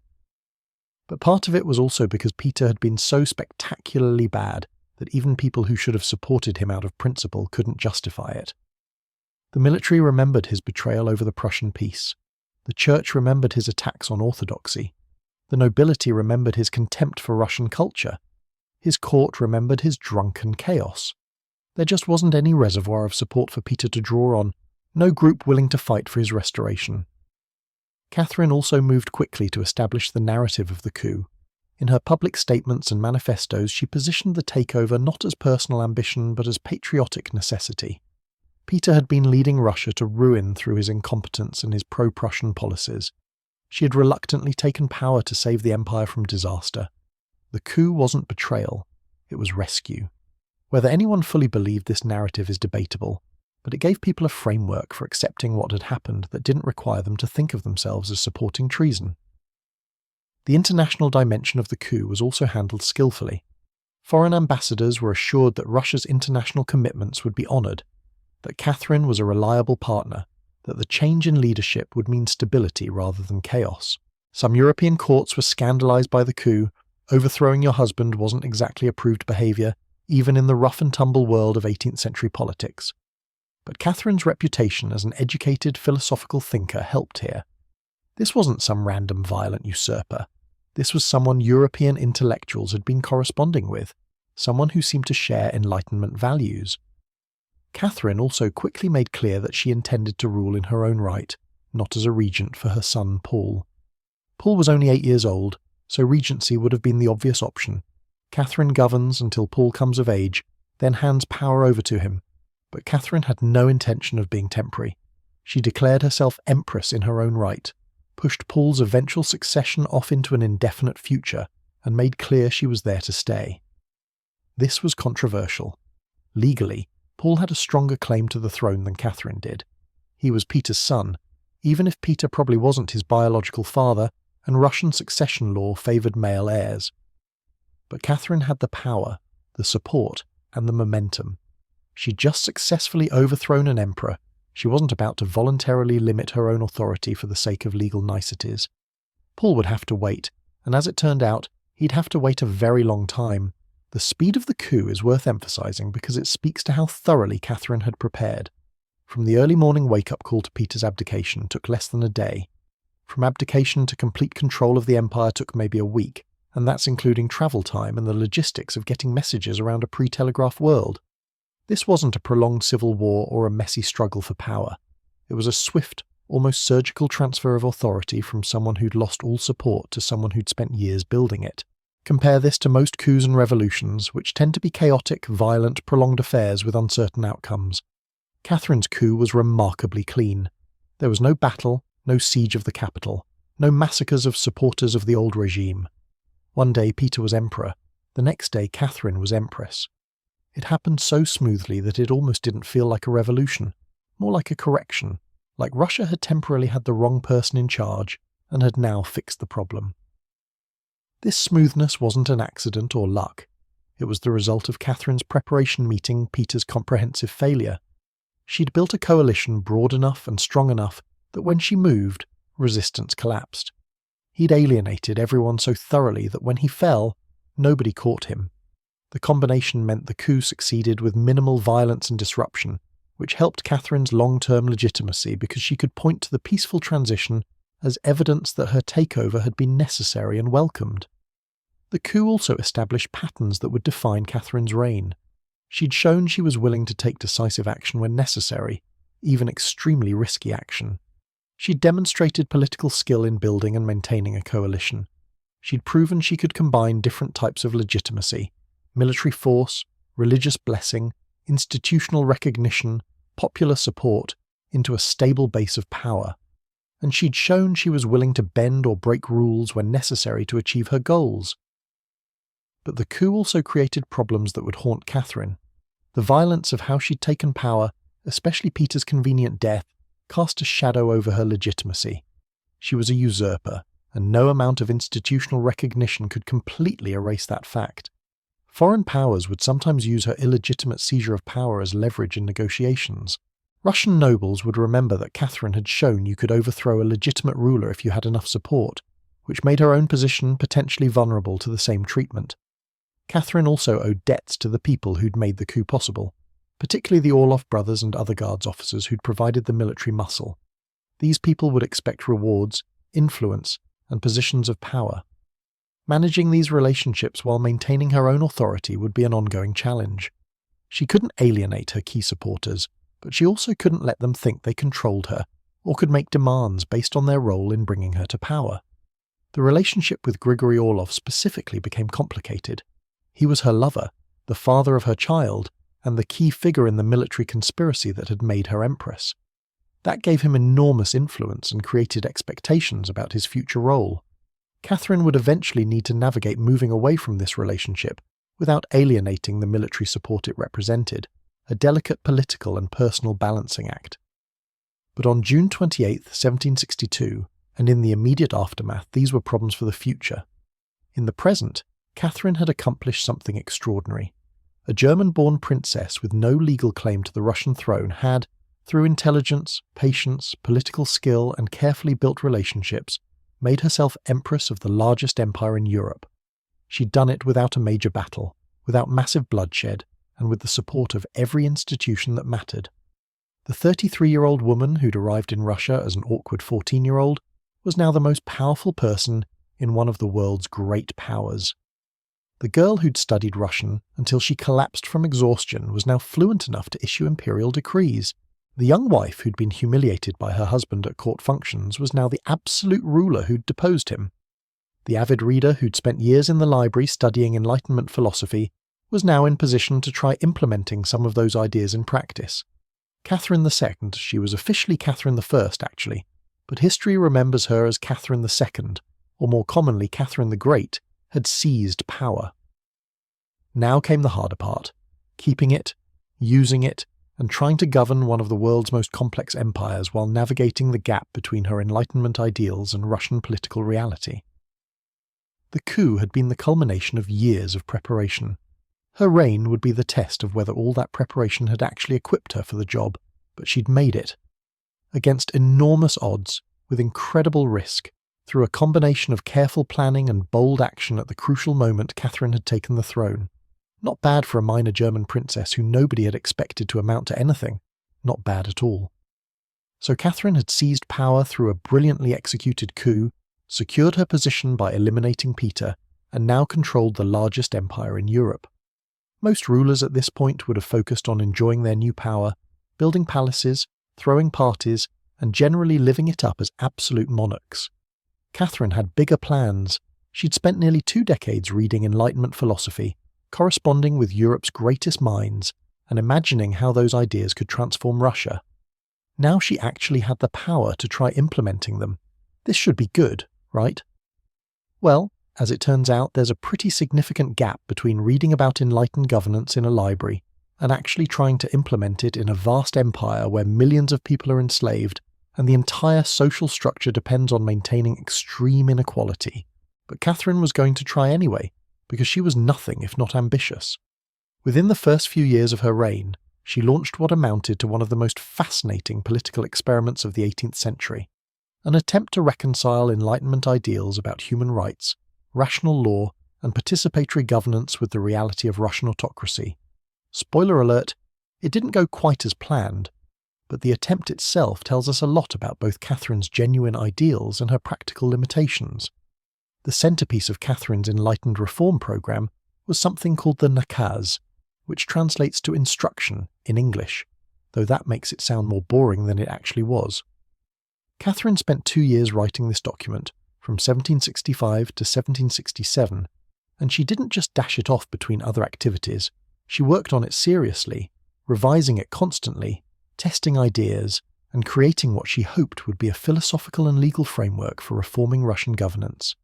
The nakaz was massive.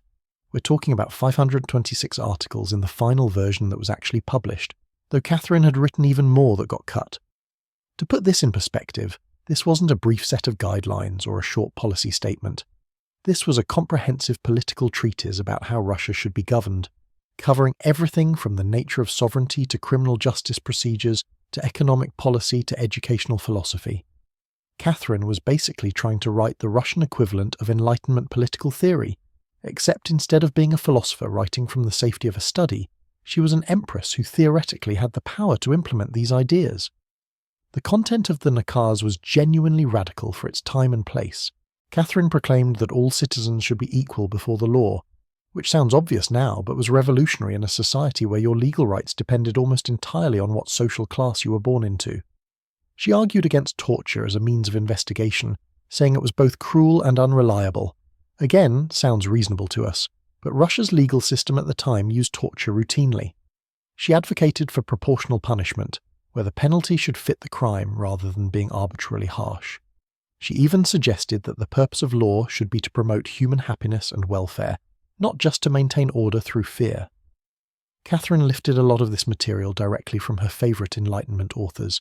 Probably about a third of the nakaz was adapted from Montesquieu, and another chunk came from the Italian legal reformer Cesare Beccaria, who'd written this influential book about criminal justice that Catherine had devoured. She wasn't pretending to be entirely original here. She was trying to take the best ideas from European political philosophy and adapt them to Russian circumstances. Though adapt is doing some heavy lifting in that sentence, because the gap between Enlightenment ideals and Russian reality was more like a canyon. The interesting thing about the nakaz is that Catherine knew it was radical and potentially threatening to her own power base.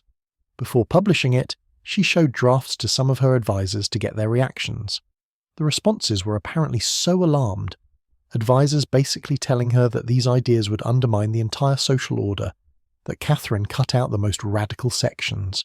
Even the published version that we have was toned down from what she'd originally written, and even in its watered-down form, the nakaz scandalized conservative Russian nobles and made European intellectuals excited that finally, here was a monarch actually trying to implement their ideas. Voltaire, Catherine's philosophical hero, and by this point her regular correspondent, was thrilled. He praised the nakaz as evidence that enlightened monarchy was possible, that you could combine absolute power with rational, humane governance. Other European thinkers were similarly enthusiastic. Here was proof that their philosophical ideas weren't just ivory tower fantasies, but could actually be implemented in real governance. The fact that Catherine was an absolute monarch made it even more appealing to some Enlightenment thinkers, because it showed you didn't need to overthrow the entire system, you just needed the right person in charge. The French government, ironically, banned the nakaz from being published in France because they thought it was too radical and might give French people dangerous ideas about legal reform and human rights. Think about that for a moment. The French government found Russian autocracy's reform manifesto too progressive to allow into France. The 18th century was weird. But writing a philosophical document about how governance should work is one thing. Actually implementing those ideas is something else entirely. Catherine's next move was even more ambitious and, as it turned out, even more problematic.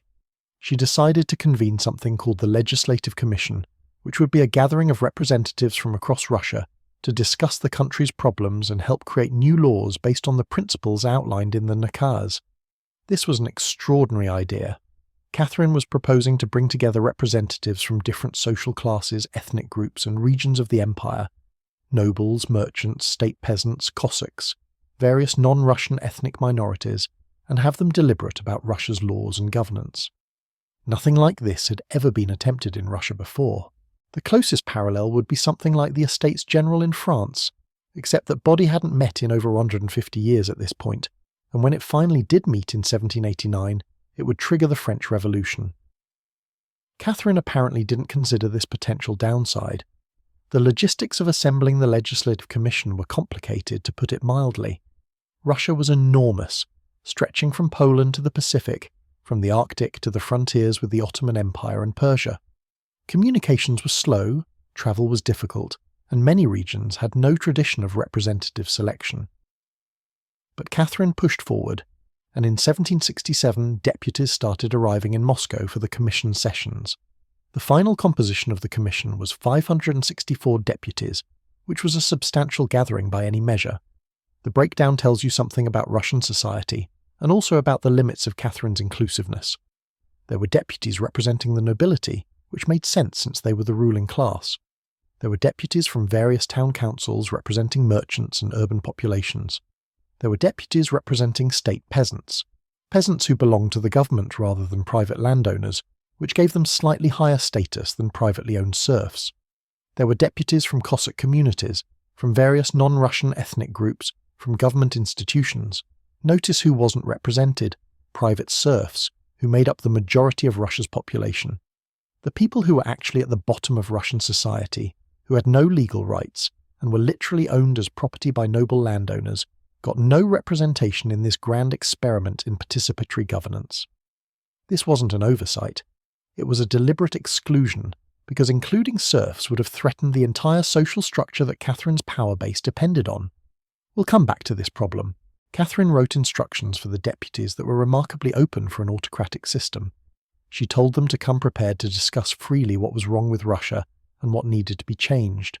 She wanted to know about local problems, regional issues, practical difficulties in governance. This was supposed to be a genuine consultation where the Empress listened to her subjects' concerns and used that input to create better laws. The Commission's meeting started in July 1767 with great fanfare and optimism. Catherine attended the opening sessions personally, which was a big deal, the Empress sitting there while representatives from across her empire discussed the country's problems. The early sessions must have been fascinating, if also somewhat chaotic. You had people from completely different worlds trying to communicate about governance. Sophisticated noble deputies from St. Petersburg sitting alongside Cossack representatives from the frontier, wealthy merchants alongside state peasants, representatives of Russian Orthodox culture alongside Muslim and Buddhist deputies from Russia's eastern territories. The diversity was genuinely impressive for its time. Where else in 18th century Europe would you find this kind of multi-ethnic, multi-class gathering discussing governance? But diversity also created problems. The deputies had different priorities, different understandings of what the problems were, different visions for what Russia should become, and they were all operating within the framework of autocracy, where ultimately the Empress's word was law regardless of what any commission decided. The early sessions produced some interesting discussions. Merchant deputies complained about trade restrictions and economic regulations that made commerce difficult. State peasant representatives talked about taxation and military conscription burdens. Noble deputies defended their privileges while also sometimes acknowledging problems with the current system. Non-Russian deputies raised issues specific to their regions and communities. There was genuine debate, real disagreement, and the kind of frank discussion of Russia's problems that rarely happened in autocratic systems.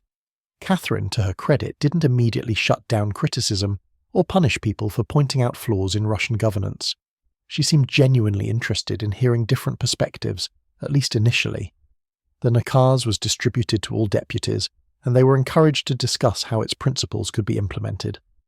This was Catherine trying to make her Enlightenment reading group project into actual policy, taking the ideas she'd absorbed from Montesquieu and Beccaria and Voltaire, filtering them through discussions with people who actually lived under Russian governance, and hopefully creating something that would improve people's lives while also reinforcing her legitimacy as an enlightened ruler. But as the sessions continued, problems emerged.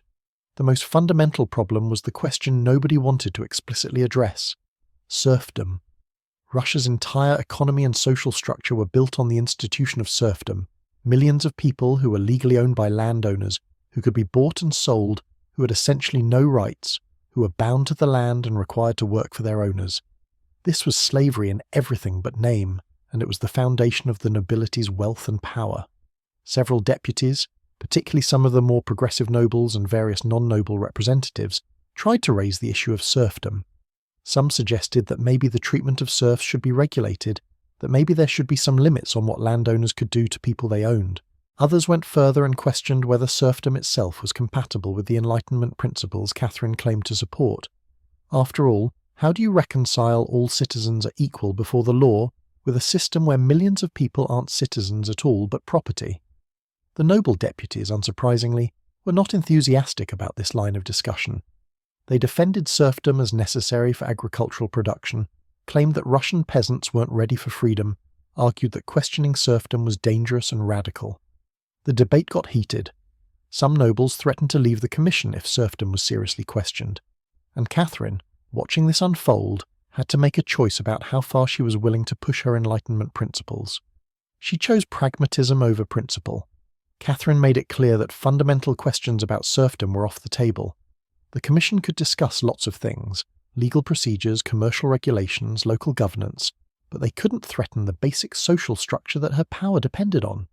This was the moment when the gap between Enlightenment theory and autocratic practice became unbridgeable. You can't have genuine equality before the law when the law itself recognizes some people as property. You can't have rational, humane governance when your economy depends on the forced labor of millions. Catherine knew this, but she also knew that attempting to abolish or seriously reform serfdom would turn her noble supporters against her, and she'd taken power through a coup, which meant she couldn't afford to alienate her power base. The Legislative Commission continued meeting for over a year and a half, though the sessions became increasingly frustrating and unproductive as deputies realized the limitations of what they were actually allowed to discuss. They produced volumes of debate transcripts, numerous proposals, lots of paperwork documenting Russia's problems. What they didn't produce was actual comprehensive legal reform. The discussions revealed too many conflicts between classes, between regions, between different visions of what Russia should be, and Catherine didn't have the political will or power to impose solutions that would satisfy everyone or even anyone. In December 1768, Catherine essentially gave up on the commission, or at least suspended it indefinitely. The official excuse was that Russia had gone to war with the Ottoman Empire and many deputies needed to return to their regions or join military service. The unofficial reality was that the commission had accomplished about as much as it was going to accomplish, given the fundamental contradictions it was trying to navigate. Catherine had tried to create an Enlightenment-style consultative body within an autocratic framework, and discovered that those two things didn't fit together as neatly as her reading had suggested. The commission was never formally dissolved. Catherine kept saying it might reconvene eventually, but it never met again in its full form. Some smaller working groups continued for a few more years, producing draft legal codes that Catherine's administration filed away and mostly ignored. The grand experiment in participatory governance had revealed that you can't have meaningful participation when ultimate authority remains absolute, and you can't implement Enlightenment principles when doing so would undermine the social structures your power depends on. Catherine's response to this failure is revealing. She didn't abandon her Enlightenment self-image or stop corresponding with European philosophers. She continued positioning herself as an enlightened monarch, continued supporting educational and cultural projects, continued talking about rational governance and legal reform. But she became more realistic about what was actually possible in Russia, and more willing to maintain the status quo when changing it would threaten her power. The nakaz remained as this artifact of Catherine's idealism, proof that she genuinely engaged with Enlightenment ideas and tried to implement them, even if the implementation had failed.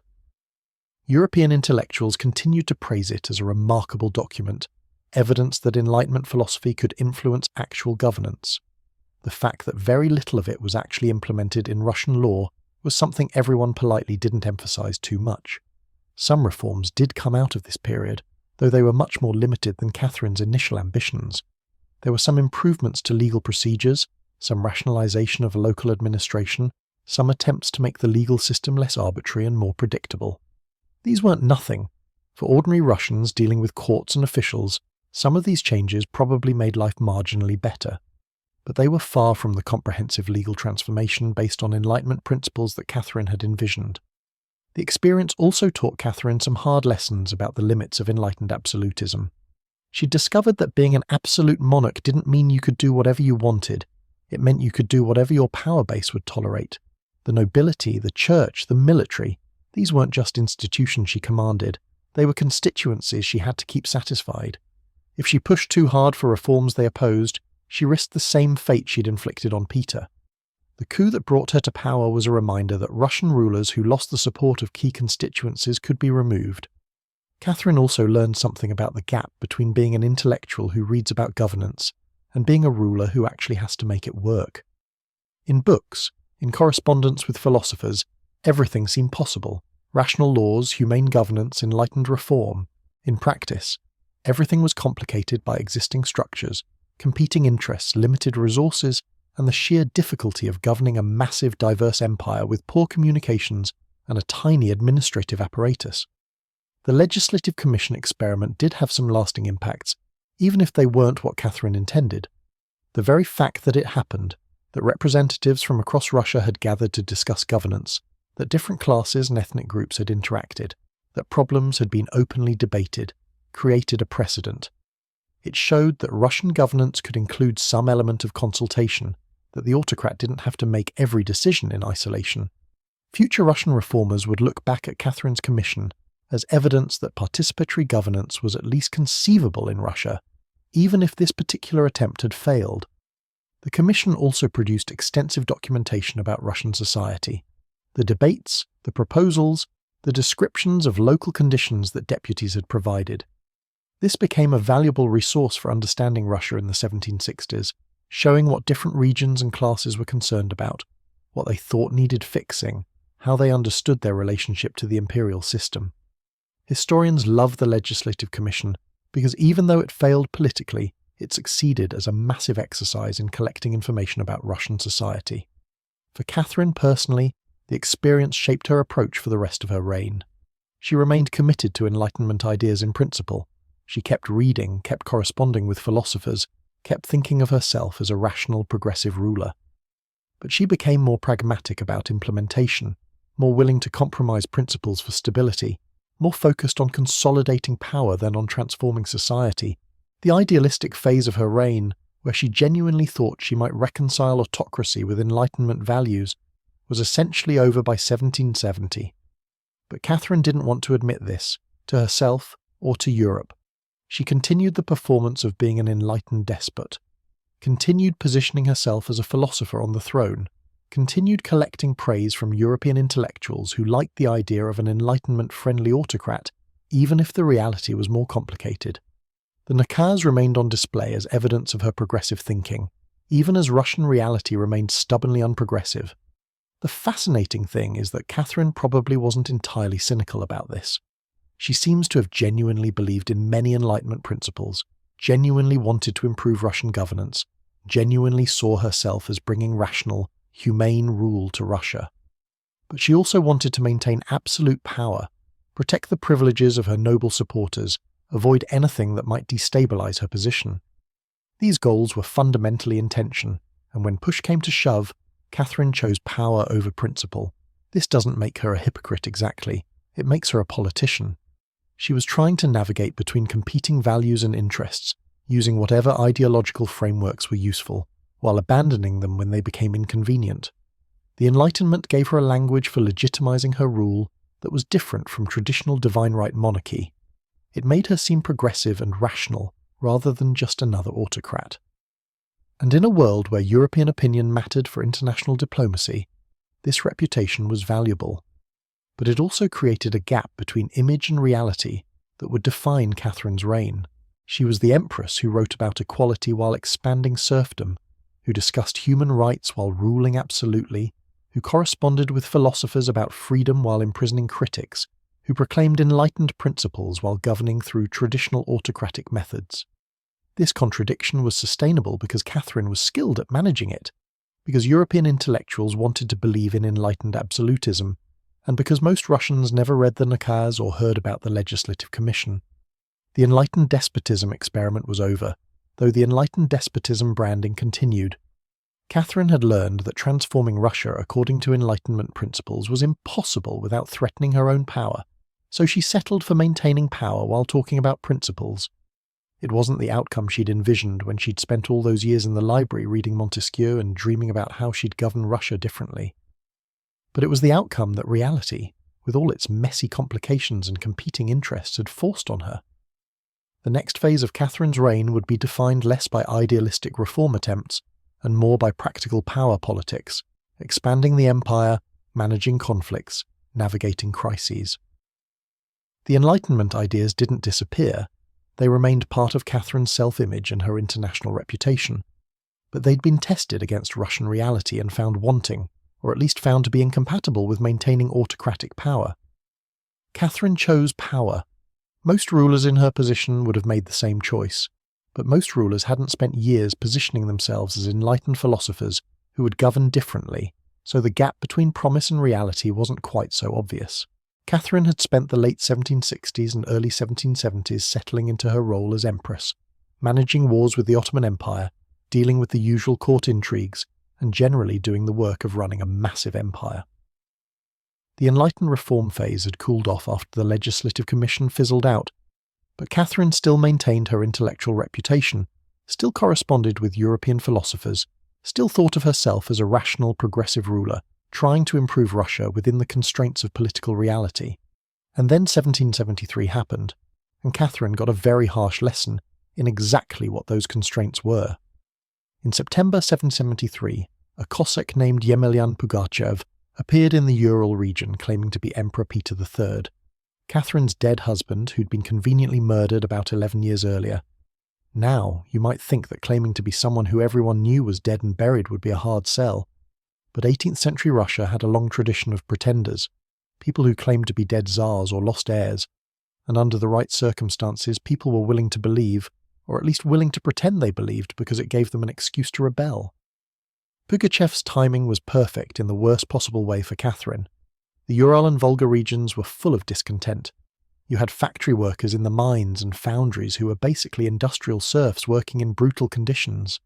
You had Cossacks who'd lost some of their traditional autonomies and were angry about increased government control. You had religious minorities, old believers who'd been persecuted by the Orthodox Church, Muslims, various other groups who felt marginalized. You had state peasants being pushed into factory work they didn't want. And most explosively, you had privately owned serfs who were tired of being property and were looking for any opportunity to change their situation. Pugachev gave them that opportunity. His proclamation, supposedly from the real Emperor Peter III who'd been rescued and was now returning to reclaim his throne, promised everything these people wanted. He'd abolish serfdom, he'd grant land to peasants, he'd restore Cossack freedoms, he'd end religious persecution, he'd eliminate the nobility who'd been oppressing everyone. It was a greatest hits collection of peasant grievances and revolutionary promises, and it spread like wildfire through communities that had nothing to lose and everything to gain from believing it. The genius, or the cynicism, depending on how you look at it, of claiming to be Peter III was that it provided legitimacy to what was essentially a class war against the nobility and the state. Pugachev wasn't a rebel against the rightful emperor. He was the rightful emperor returning to save his people from the usurper Catherine and her noble supporters. This framing was crucial because most Russian peasants had been raised to believe that the Tsar was God's representative on earth, that loyalty to the Tsar was a sacred duty. Rebelling against the Tsar was not just treason, but a kind of spiritual violation, but following the real Tsar against usurpers? That was actually being a good, loyal Russian subject. Pugachev's rebellion grew with terrifying speed.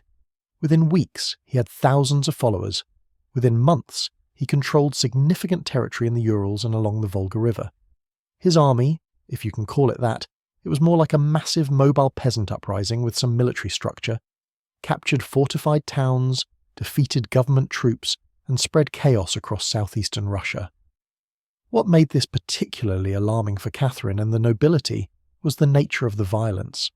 This wasn't a disciplined military campaign. This was class warfare with all the rage that implies. When Pugachev's forces took noble estates, they didn't just confiscate property. They murdered the nobles, often brutally, along with their families and anyone associated with them. Hundreds of landowners were killed. Manor houses were burned. Government officials were executed in creative and unpleasant ways. The pent-up fury of people who'd been treated as property was expressing itself in violence against the people who'd owned them. Catherine, watching reports of the rebellion come in from her palace in St. Petersburg, had to be experiencing some serious cognitive dissonance. Here was a rebellion based partly on the very ideas she'd flirted with: freedom, equality, ending oppression. The rhetoric Pugachev was using about liberating people from tyranny wasn't that different from Enlightenment talk about human rights and dignity, except when those ideas were being implemented by angry peasants rather than a benevolent empress. They looked a lot less appealing. The rebellion exposed the fundamental contradiction in Catherine's position. She'd positioned herself as an enlightened ruler who valued human dignity and rational governance. But her power rested on a system where millions of people had no dignity and were governed not by reason but by the absolute authority of their owners. As long as those people remained passive, Catherine could maintain the fiction that she was gradually improving their conditions, that enlightened despotism would eventually trickle down to benefit even serfs. But Pugachev's rebellion showed what happened when the oppressed stopped being passive and started demanding immediate radical change. The military campaign against Pugachev was complicated by several factors. First, Russia was still fighting the Ottoman Empire, so significant military resources were tied up on the southern front. Second, the rebellion covered an enormous area. We're talking about hundreds of thousands of square kilometers across some of Russia's most important industrial regions. Third, Pugachev had support from local populations, which meant government troops couldn't rely on intelligence from locals or easy supply from surrounding areas. Fourth, Pugachev himself, despite being a Cossack of no particular education or military training, turned out to be surprisingly good at organizing his forces and using guerrilla tactics. Catherine put her best generals on the problem, but the rebellion proved stubborn. Government forces would defeat one group of rebels, only to have another uprising pop up elsewhere. They'd retake a town and Pugachev's forces would capture a different one. The rebellion had momentum and popular support in ways that made it very difficult to simply crush militarily. For several months in 1774, there was genuine concern that Pugachev might actually threaten major cities like Kazan, or even march on Moscow. The turning point came when Catherine managed to end the war with the Ottoman Empire through the Treaty of Küçükkaynarca in July 1774, which freed up military resources to focus entirely on the rebellion. She sent Alexander Suvorov, one of Russia's most talented generals, to take command of the anti-Pugachev campaign. With more troops, better coordination, and Suvorov's military expertise, the tide gradually turned against the rebellion. But even then, it took months to finally corner Pugachev. He retreated across the steppes, constantly moving, trying to regroup and recruit more followers. Government forces pursued him through territory, where locals were often more sympathetic to the rebels than to the government, which made intelligence gathering difficult and left government troops vulnerable to ambushes. This wasn't a conventional war where you could win a decisive battle and have the enemy surrender. This was counterinsurgency in vast territories with hostile populations, and those are never easy or quick. Pugachev was finally captured in September 1724, not through a glorious military victory but through betrayal. Some of his own Cossack followers, probably seeing which way things were going and hoping to save themselves, handed him over to government forces.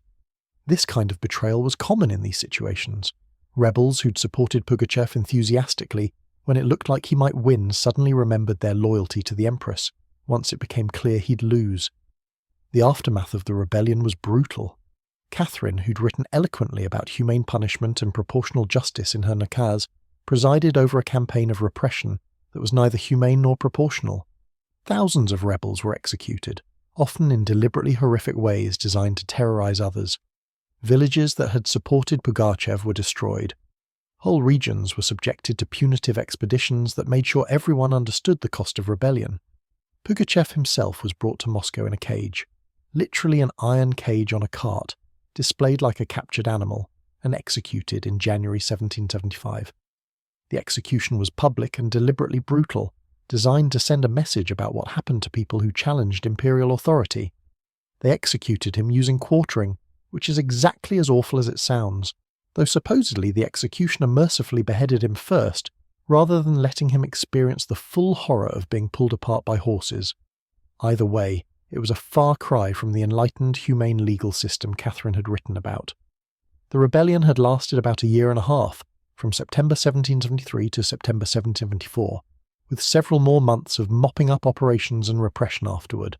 It had devastated parts of southeastern Russia, killed thousands of people on both sides, disrupted industrial production in crucial mining and manufacturing regions, and terrified Russia's ruling class in ways that would shape policy for decades. For Catherine personally, Pugachev's rebellion was transformative in several ways.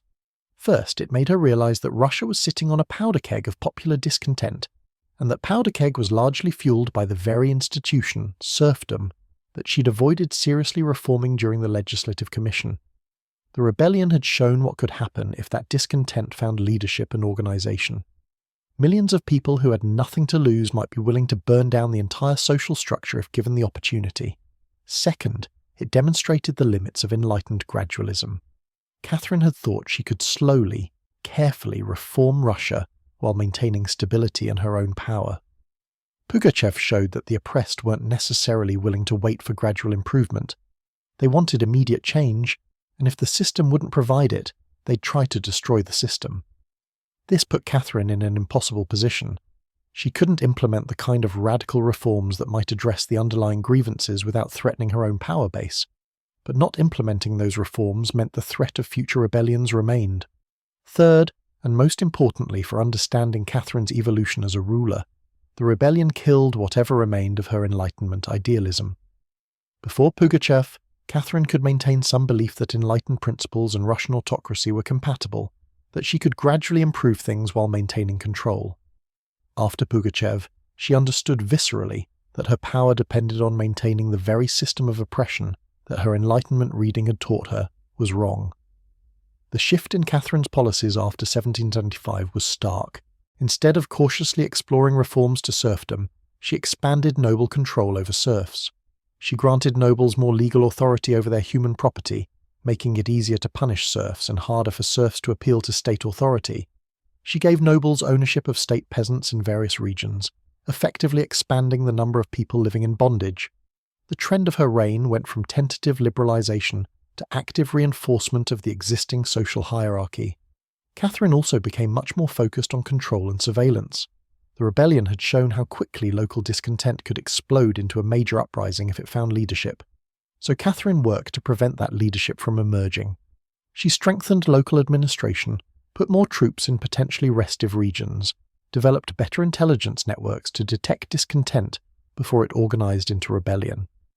The enlightened empress who'd wanted to consult with her subjects transformed into a security-obsessed autocrat who viewed her subjects primarily as potential threats to be managed. The intellectual shift was equally significant.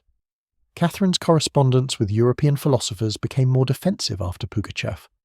When they'd press her about reforms or question her policies, she'd explain the unique challenges of governing Russia, the need for stability, the dangers of moving too fast.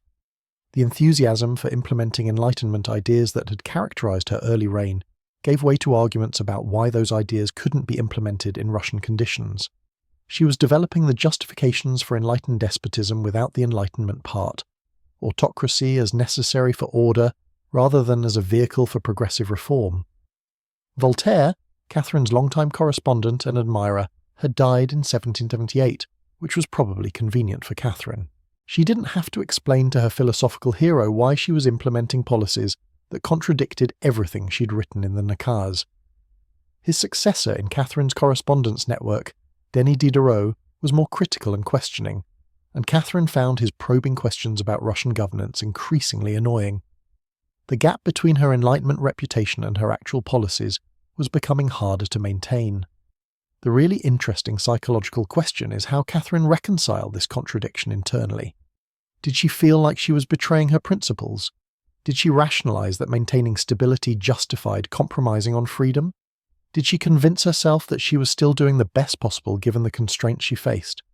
Or did she simply become cynical, accepting that power and principle were incompatible and choosing power?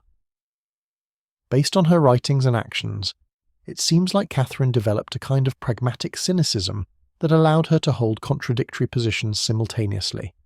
She still valued Enlightenment ideas intellectually and still wanted to be seen as an enlightened ruler by European opinion, but she also accepted that implementing those ideas in Russia was impossible without risking her power, and she valued her power more than any abstract principle.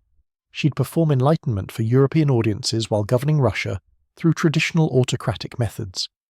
This wasn't unusual among European rulers of the era. Lots of them talked about Enlightenment ideas while governing in decidedly unenlightened ways. What made Catherine's case interesting was how seriously she'd initially engaged with those ideas, and how dramatic the reversal was after Pugachev. She'd gone from trying to create a legislative body that included peasant representation to actively expanding serfdom, from writing about human dignity to presiding over brutal repression, from corresponding enthusiastically about reform to explaining why reform was impossible. The Pugachev rebellion also changed how Russian nobles viewed Catherine. Before the rebellion, some nobles had been nervous about her reform talk, worried she might actually try to limit their control over serfs or increase state oversight of how they managed their estates. After Pugachev, they saw Catherine as their protector, the person who'd saved them from peasant rage and reinforced the social hierarchy that their wealth and status depended on. This made Catherine's position more secure in some ways. She had the nobility's gratitude and support, but it also locked her into maintaining the status quo rather than pursuing reforms. The rebellion had wider cultural impacts too. It entered Russian consciousness as a cautionary tale about what happened when order broke down, when the masses rose up, when traditional authorities were challenged. For generations afterward, Russian nobles would invoke Pugachev as justification for harsh control over peasants. If you gave them any freedom, they'd rise up and murder you. The rebellion became a trauma in Russian elite consciousness that made any talk of reform seem dangerous. For peasants and other lower-class Russians, Pugachev became a different kind of symbol, a folk hero who'd challenged the system, who'd promised freedom even if he couldn't deliver it, who'd shown that resistance was possible even if it ultimately failed. There were songs and stories about Pugachev that circulated in peasant culture for decades, keeping alive the memory of when the oppressed fought back, even though official culture tried to make him just a criminal and a fraud. The question of whether Pugachev actually believed he was Peter III, or whether it was a conscious fraud, is interesting but probably unanswerable. He maintained the pretense consistently, even in circumstances where admitting the fraud might have helped him. Some historians think he eventually believed his own story, that he'd internalized the role so completely that the real Pugachev and the fake Peter merged in his own mind. Others think he was a cynical manipulator who knew exactly what he was doing. Most likely it's complicated. He probably started as a fraud, but found that performing the role gave him power and purpose that his actual identity never had. The broader historical significance of Pugachev's rebellion is that it showed the fundamental instability of societies built on extreme inequality and oppression. You can maintain such systems for a long time if you have sufficient force and control, but there's always the potential for explosive violence if the oppressed find leadership and opportunity.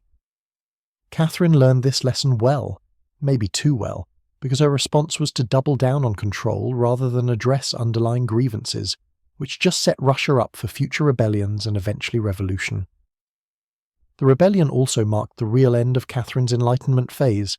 She'd continue to cultivate her reputation as an educated, cultured ruler, continue to patronize arts and sciences, continue to present herself as Russia's connection to European intellectual culture. But the genuine engagement with Enlightenment political philosophy, the belief that she could transform Russian governance according to rational principles, the hope that enlightened despotism could be enlightened and not just despotism, all of that died with Pugachev's rebellion. What replaced it was a more cynical, pragmatic approach to power. Catherine would focus on what she was good at: territorial expansion, diplomatic maneuvering, cultural patronage, administrative efficiency, rather than on transformative social reform. She'd maintain order, strengthen the empire, pursue Russian interests on the international stage, and leave the fundamental injustices of Russian society intact, because changing them was too dangerous to her power. This wasn't an unusual evolution for rulers.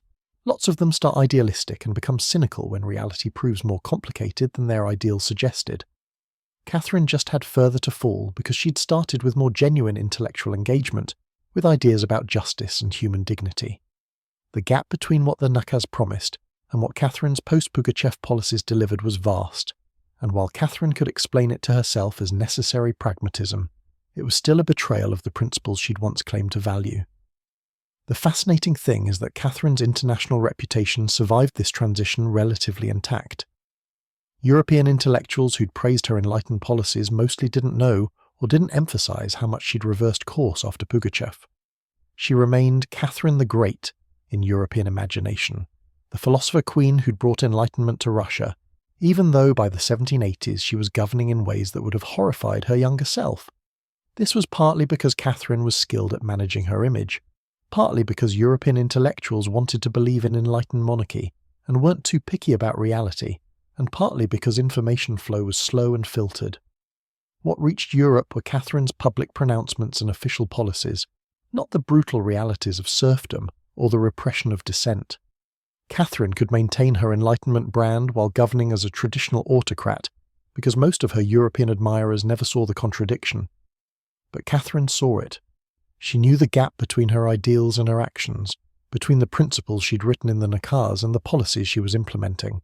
Whether that bothered her, whether she felt guilt or regret about abandoning her earlier vision, or whether she simply accepted it as the price of power, we can't fully know. What we do know is that after Pugachev, Catherine became a different kind of ruler, more pragmatic, more cynical, more focused on maintaining control than on transformation. The next phase of Catherine's reign would be defined by imperial expansion, diplomatic manipulation, and ruthless pursuit of Russian power on the international stage. The Enlightenment philosopher queen would become the calculating imperialist, conquering territories and dominating neighbours with the same intelligence and determination she'd once brought to her reform projects. If she couldn't transform Russia internally according to enlightened principles, she could at least expand it externally and make it the dominant power in Eastern Europe. Power, if not principle, would define her legacy. After Pugachev's rebellion crushed whatever remained of Catherine's Enlightenment idealism, she pivoted toward what she was actually good at, expanding Russian power and territory. And for this new phase of her reign, she needed a partner who could match her ambition, intelligence, and ruthlessness. Enter Grigory Potemkin, who would become not just Catherine's lover but her political co-ruler, military strategist, and the person who'd help her redraw the map of Eastern Europe. Their relationship was one of the most fascinating partnerships in political history. Part romance, part political alliance, part shared imperial project, and entirely unlike anything Catherine had experienced before. Potemkin first caught Catherine's attention around 1774, right as the Pugachev rebellion was being crushed. He wasn't a new face at court. He'd been around since the 1762 coup, where he'd been one of the guards officers supporting Catherine's takeover, but he'd spent the intervening years on military campaigns, building a reputation as a capable officer with a brilliant but erratic personality. When he returned to St. Petersburg after fighting in the war against the Ottomans, Catherine was 44 and Potemkin was 35, and something clicked between them that went beyond Catherine's previous relationships. What made Potemkin different from Catherine's earlier lovers was that he was her intellectual and political equal, or at least close to it. Previous partners had been useful. Sergei Saltykov had given her connections and an heir. Stanisław Poniatowski had provided romantic companionship and European sophistication. Grigory Orlov had delivered military muscle for the coup. But none of them had been genuine partners in governance. Potemkin was. He could discuss military strategy, debate policy, understand geopolitics, and match Catherine's ambition with his own vision for Russian expansion. Their correspondence, and thankfully quite a bit of it survived, is fascinating because it mixes passionate declarations of love with detailed discussions of military logistics and diplomatic manoeuvring. Catherine would write him letters calling him her golden pheasant, her tiger, her twin soul, mixing in pet names that range from adorable to bizarre. Apparently my little Grishenka was a favourite, with requests for updates on troop movements or opinions on treaty negotiations. Potemkin would respond with equally passionate declarations and strategic assessments, creating this unique blend of love letters and policy memos. The question of whether Catherine and Potemkin actually married secretly has been debated by historians for centuries. There's some evidence suggesting they might have had a private wedding ceremony in 1774 or 1775, references in their letters that hint at it, testimony from people who claim to have witnessed it, Catherine referring to Potemkin in ways that suggested a more permanent bond than her other relationships. But there was never any public wedding, no official recognition of marriage, because that would have been politically impossible. An empress marrying one of her subjects would have raised all kinds of succession and legitimacy questions, not to mention offending basically everyone at court who thought Potemkin was already too powerful. Whether they were secretly married or not, they definitely weren't exclusive. Both Catherine and Potemkin had other lovers throughout their relationship, which sounds complicated but apparently worked for them. Catherine continued taking younger favourites, a succession of handsome young men who provided companionship and presumably physical satisfaction, while maintaining Potemkin as her primary partner in everything important.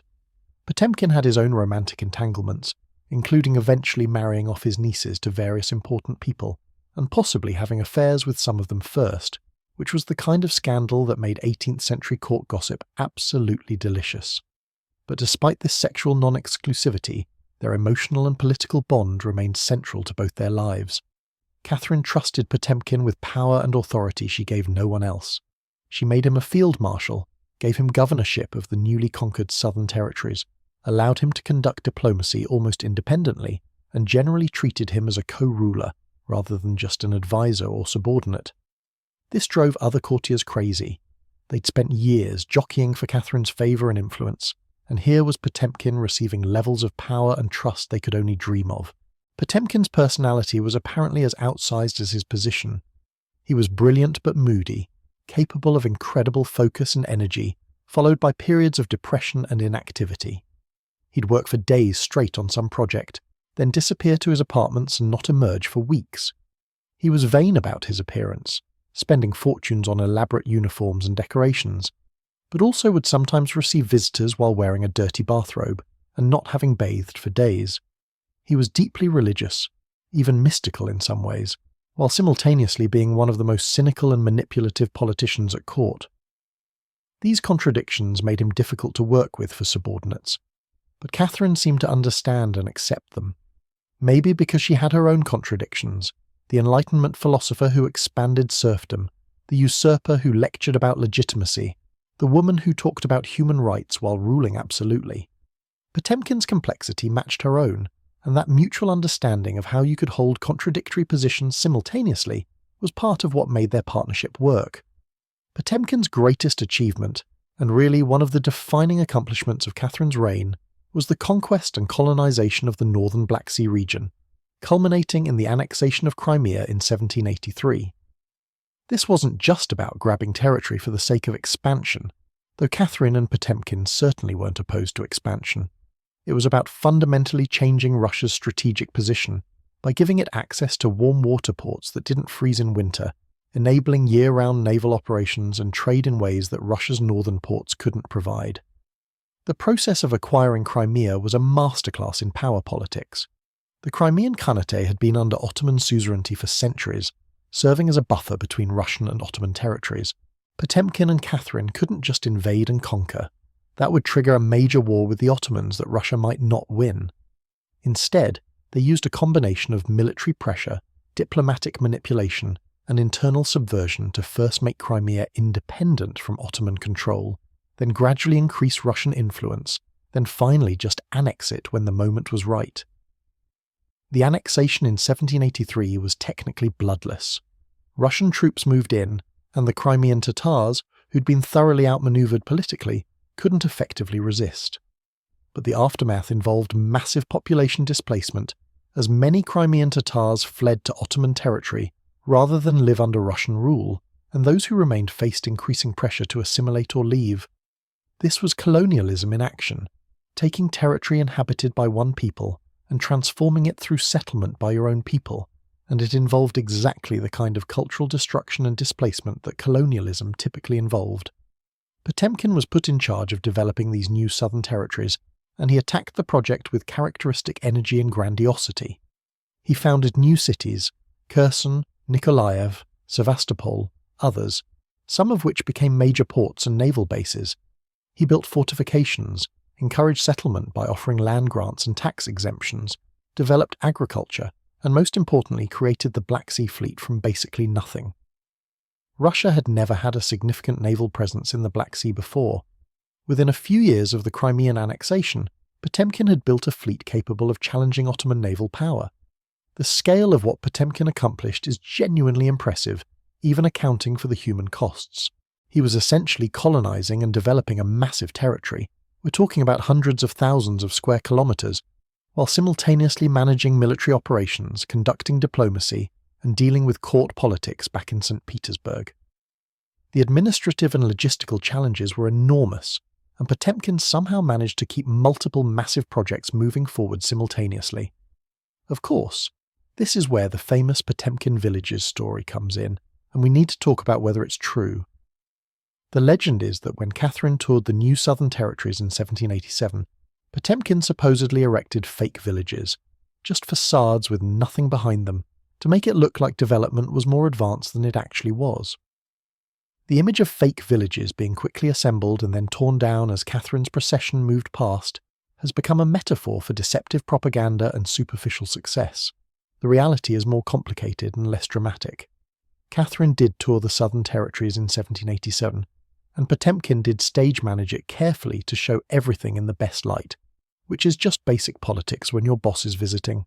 Some of the settlements were probably dressed up to look more impressive than they normally would, some temporary structures were built for the tour, and there was definitely some creative presentation of progress. But the idea of completely fake villages with no substance behind them is likely exaggerated or invented by Potemkin's enemies, who were numerous and jealous of his power. The actual development that Potemkin achieved was real. The cities he founded still exist today. The Black Sea Fleet became a major Russian military asset, and the agricultural and economic development of the region, while built on colonialism and displacement, did happen. So even if Potemkin was guilty of some exaggeration and showmanship, which he definitely was because everything about him was dramatic, the substance behind the show was genuine. Catherine's 1787 tour of the Southern Territories was itself an extraordinary undertaking. She travelled for months, accompanied by an enormous entourage including foreign ambassadors, because this was partly a diplomatic flex, showing off Russian power to international observers. The journey covered thousands of kilometres, from St. Petersburg to Crimea and back. It was logistically complex, expensive, and designed to demonstrate that Russia was now a Black Sea power that couldn't be ignored. The tour also served to cement the Catherine-Potemkin partnership in public imagination. They were travelling together through territories that Potemkin had conquered and developed under Catherine's authority, showing foreign observers and Russian subjects alike that this was a joint imperial project. The personal and political dimensions of their relationship were on full display. This was a couple, whether secretly married or not, who were running an empire together. Potemkin's power and influence during the 1780s was probably greater than any Russian subject had wielded since Catherine took the throne. He functioned essentially as a viceroy of the southern territories, with authority to make military and civilian decisions without constantly consulting St. Petersburg. He conducted diplomatic negotiations, made strategic decisions about where to build cities and deploy troops, and spent enormous sums from the imperial treasury on his projects. Other officials and generals had to coordinate with him, or risk having their plans overruled. This concentration of power in one person created problems. Potemkin's enemies at court, and there were many, constantly tried to undermine him by sending reports to Catherine about his supposed failures, extravagances, or questionable decisions. Some of these criticisms were valid. Potemkin did spend lavishly, did have projects that failed or fell short of promises, did sometimes prioritize spectacular achievements over practical efficiency. But Catherine generally defended him, trusted his judgment, and gave him the authority to continue his projects. The relationship between Catherine and Potemkin was also intellectually and culturally significant. Potemkin shared Catherine's interest in the arts and culture, and he used his southern territories as a laboratory for architectural and urban planning experiments. The cities he founded were designed according to Enlightenment principles about rational city planning, grid patterns, spaces for public buildings, considerations for sanitation and water supply. Whether these plans were fully implemented is another question, but the ambition was there. Potemkin also shared Catherine's skill at propaganda and image management. He understood that controlling the narrative about Russian expansion was as important as the expansion itself. The southern territories weren't just conquered and colonized, they were presented as civilizing missions, bringing order and development to supposedly backward regions, modernizing areas that had been neglected under Ottoman influence. This justified Russian imperialism in terms that resonated with Enlightenment ideas about progress and improvement, even though the reality for displaced populations was brutal. The strategic importance of what Potemkin achieved can't be overstated. By securing Russian access to the Black Sea, he changed Russia's position in the European balance of power. Russia was no longer just a northern power confined to the Baltic and Arctic. It was now a Mediterranean power that could project naval strength into regions that mattered for European commerce and diplomacy. This would have implications for Russian foreign policy for the next 2 centuries and beyond. The Black Sea also gave Russia direct access to the Ottoman Empire's northern frontier, which meant Russia could apply military pressure to the Ottomans in ways that weren't possible before. This led to further wars. Russia fought the Ottomans again from 1787 to 1792, partly triggered by Ottoman anger over the Crimean annexation, but Russia was now fighting from a much stronger strategic position. Potemkin commanded Russian forces in this war, winning several important victories before his death in 1791. Potemkin died in October 1791 at age 52, apparently from some combination of exhaustion, illness, and possibly malaria contracted during military campaigns. He'd been travelling between the front lines and rear areas, dealing with the stress of managing both military operations and political intrigue, when he collapsed. They carried him into a field, literally just an open field because he couldn't make it to proper shelter, and he died there, which was a rather undignified end for someone who'd lived such a dramatic life. Catherine was devastated. Her letters after Potemkin's death showed genuine grief. She called him irreplaceable, said a terrible void had been left in her life, and seemed to understand that she'd lost not just a lover, but her primary political partner. She'd had many lovers before and would take several more after, but none of them would have the power, authority, or partnership that Potemkin had. Whatever Catherine's relationships with her later favourites were, they were clearly subordinate arrangements where the young men were basically kept lovers rather than co-rulers. The grief was personal, but also political. Potemkin had been uniquely capable of managing the southern territories, conducting military operations, and maintaining the complex web of relationships with local populations, military commanders, and court officials that made his projects work. After his death, no single person could fill that role, and administration of the southern territories had to be divided among multiple officials, none of whom had Potemkin's authority or vision. Historians still debate what to make of the Catherine-Potemkin relationship. Some see it as genuine love between two extraordinary people who happen to also be running an empire. Others see it as primarily a political partnership that used romantic language and personal intimacy to cement a mutually beneficial power arrangement. Most likely it was both. Love and politics weren't separate spheres in their world, and the personal and political dimensions of their relationship reinforced each other.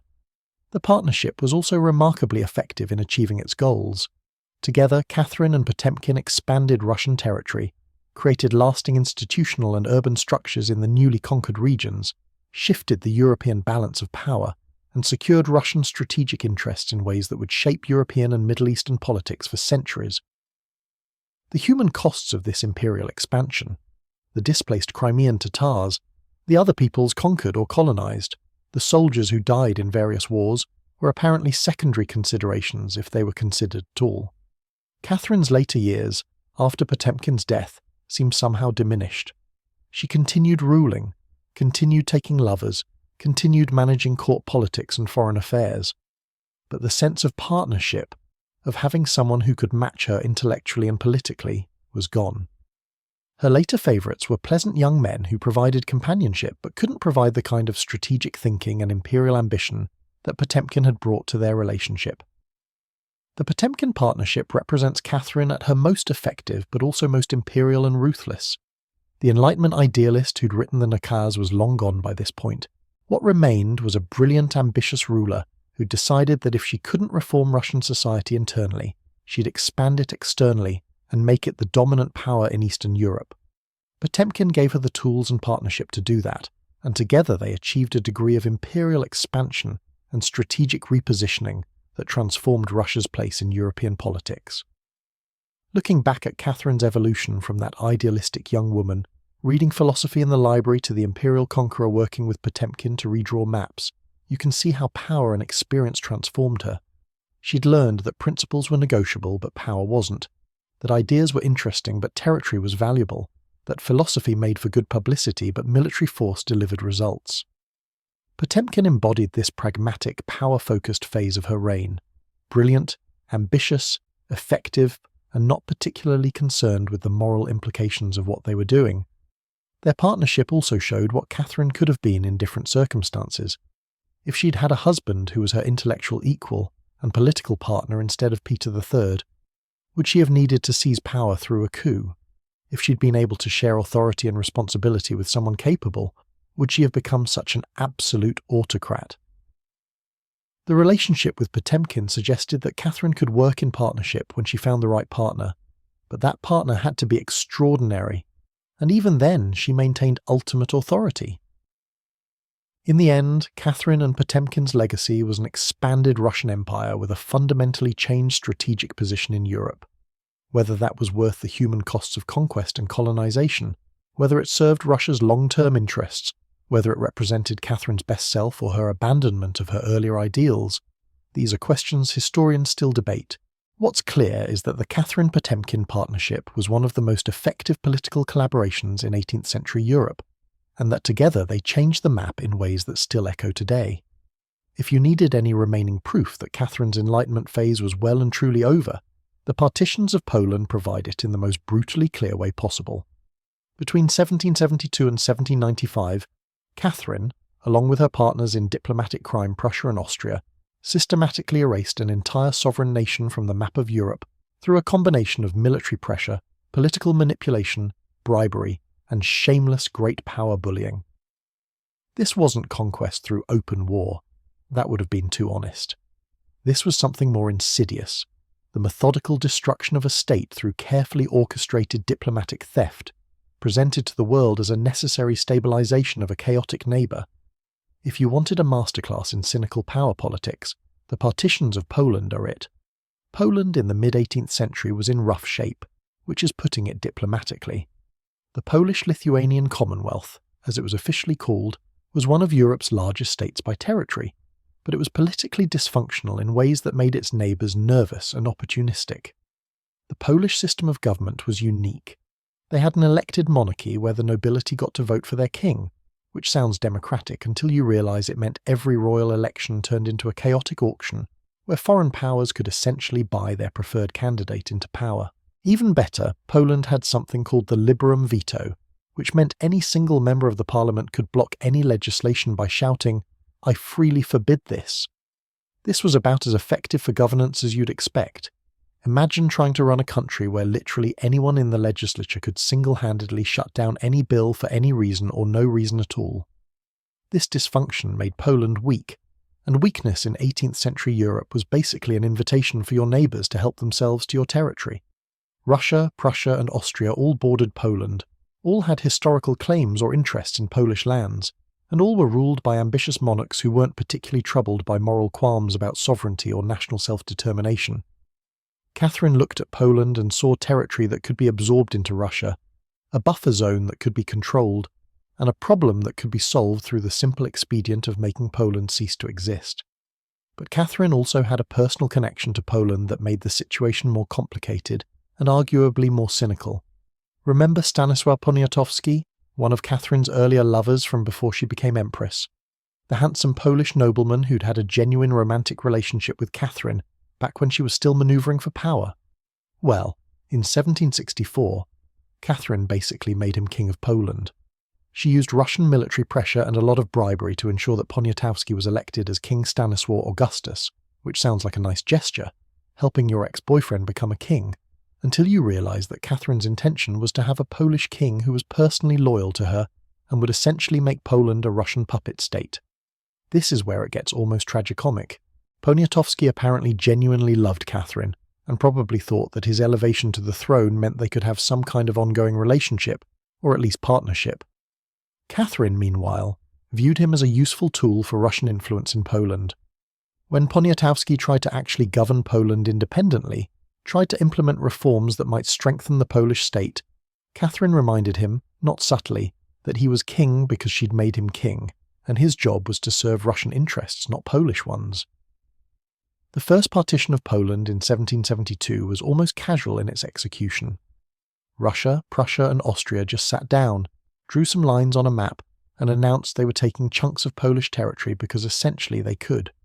The excuses they gave were hilariously transparent. Poland was unstable, the region needed order, they were merely protecting their interests in border areas. In reality, they were three powerful neighbours carving up a weaker state like it was a pie at a dinner party. Poland lost about 30% of its territory and a third of its population in this first partition, and there wasn't much anyone could do about it because the three partitioning powers were some of the strongest military forces in Europe. Catherine's share of the first partition included territories in what's now Belarus and Latvia, areas with significant populations of Orthodox Christians that Russia claimed it was liberating from Polish Catholic rule. This was convenient justification, though of course the people being liberated didn't get asked their opinion and weren't exactly celebrating their new Russian rulers. But it gave Catherine a pretext that sounded better than "we wanted this land so we took it." What's particularly cold about the first partition is how it was presented as a stabilising measure that was actually good for Poland. The three powers claimed they were helping by taking away territory that Poland couldn't effectively govern anyway, reducing Poland to a more manageable size where it could maybe get its act together. This is like someone stealing your wallet and telling you they're doing you a favour because you clearly weren't managing your money well. The diplomatic language was all about cooperation and regional stability, while the reality was naked territorial aggrandizement. King Stanislaw Augustus, Catherine's ex-boyfriend and current puppet, was in an impossible position. He was supposed to be King of Poland, but he owed his crown to Russia, and now Russia was taking Polish territory, while he was powerless to stop it. He tried to navigate between his loyalty to Catherine personally, his obligations to Russia politically, and his desire to actually serve Polish interests, and the cognitive dissonance nearly broke him. He'd write anguished letters to Catherine asking how she could do this to Poland, and she'd basically reply that politics is politics, and he should focus on administering what was left of his kingdom. The first partition should have been a warning that Poland's sovereignty was fundamentally compromised, but the Polish nobility, in their infinite wisdom, continued fighting each other and blocking reforms rather than uniting to strengthen the state. The liberum veto remained in place, because God forbid the Polish parliament should actually be able to pass laws, and political chaos continued. Catherine watched this dysfunction and saw opportunity. Between the first and second partitions, there was a brief period where it looked like Poland might actually reform itself. The 4-year Sejm from 1788 to 1792 produced the Constitution of May 3rd, 1791, which was actually a pretty progressive document for its time. It abolished the liberum veto, established a hereditary monarchy instead of an elected one, gave more power to townspeople and less to the nobility, and generally tried to create a functioning government that could actually govern. On paper, this was exactly the kind of Enlightenment-inspired reform that Catherine had written about in her nakaz. In practice, Catherine viewed it as a threat. A strong, reformed Poland was not what Catherine wanted. She wanted a weak Poland that Russia could control, or, even better, no Poland at all so Russia could just take the territory directly. The Polish constitution was alarming because it might actually work, might create a viable Polish state that could resist Russian domination. So Catherine, demonstrating the kind of cynicism that by this point had become her trademark, helped organise opposition to the Polish reforms and encouraged Polish nobles who opposed the constitution to form the Targowica Confederation, basically a group of conservative nobles who preferred Russian domination to Polish reform. Catherine sent Russian troops to support the Targowica Confederation in 1792, and they quickly crushed Polish forces trying to defend the constitution. This was framed as Russia helping restore traditional Polish freedoms, the freedoms that had kept Poland dysfunctional, but whatever, against dangerous revolutionary reforms influenced by French revolutionary ideas.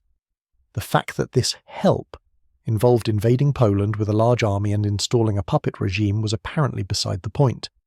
The second partition in 1793 was even more brazen than the first. Russia and Prussia, Austria sat this one out because they were busy with other things, took even larger chunks of Poland. Russia grabbed enormous territories in what's now Ukraine and Belarus, while Prussia took significant Polish territory, including the crucial city of Gdansk. Poland was now reduced to a rump state, about a third of its original size, with most of its economically productive regions gone, and any pretense of real sovereignty obviously finished. King Stanislaw Augustus, still hanging on as a figurehead king, was forced to approve the partition by Russian troops occupying Warsaw.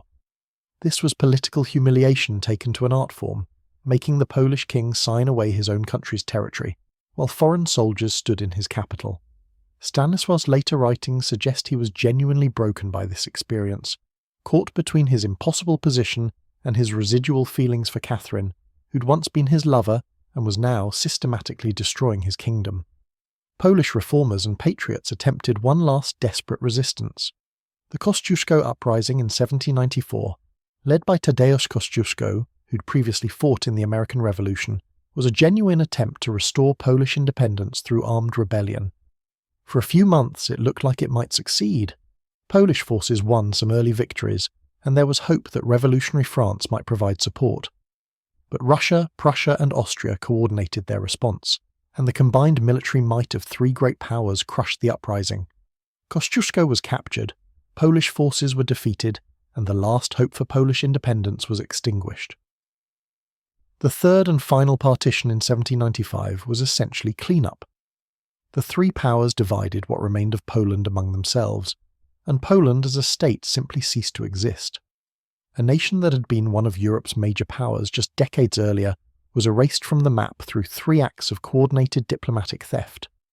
Russia took the largest share, about 2/3 of pre-partition Poland's territory ended up under Russian control, while Prussia and Austria split most of the rest. Catherine didn't live to see the final partition finalised.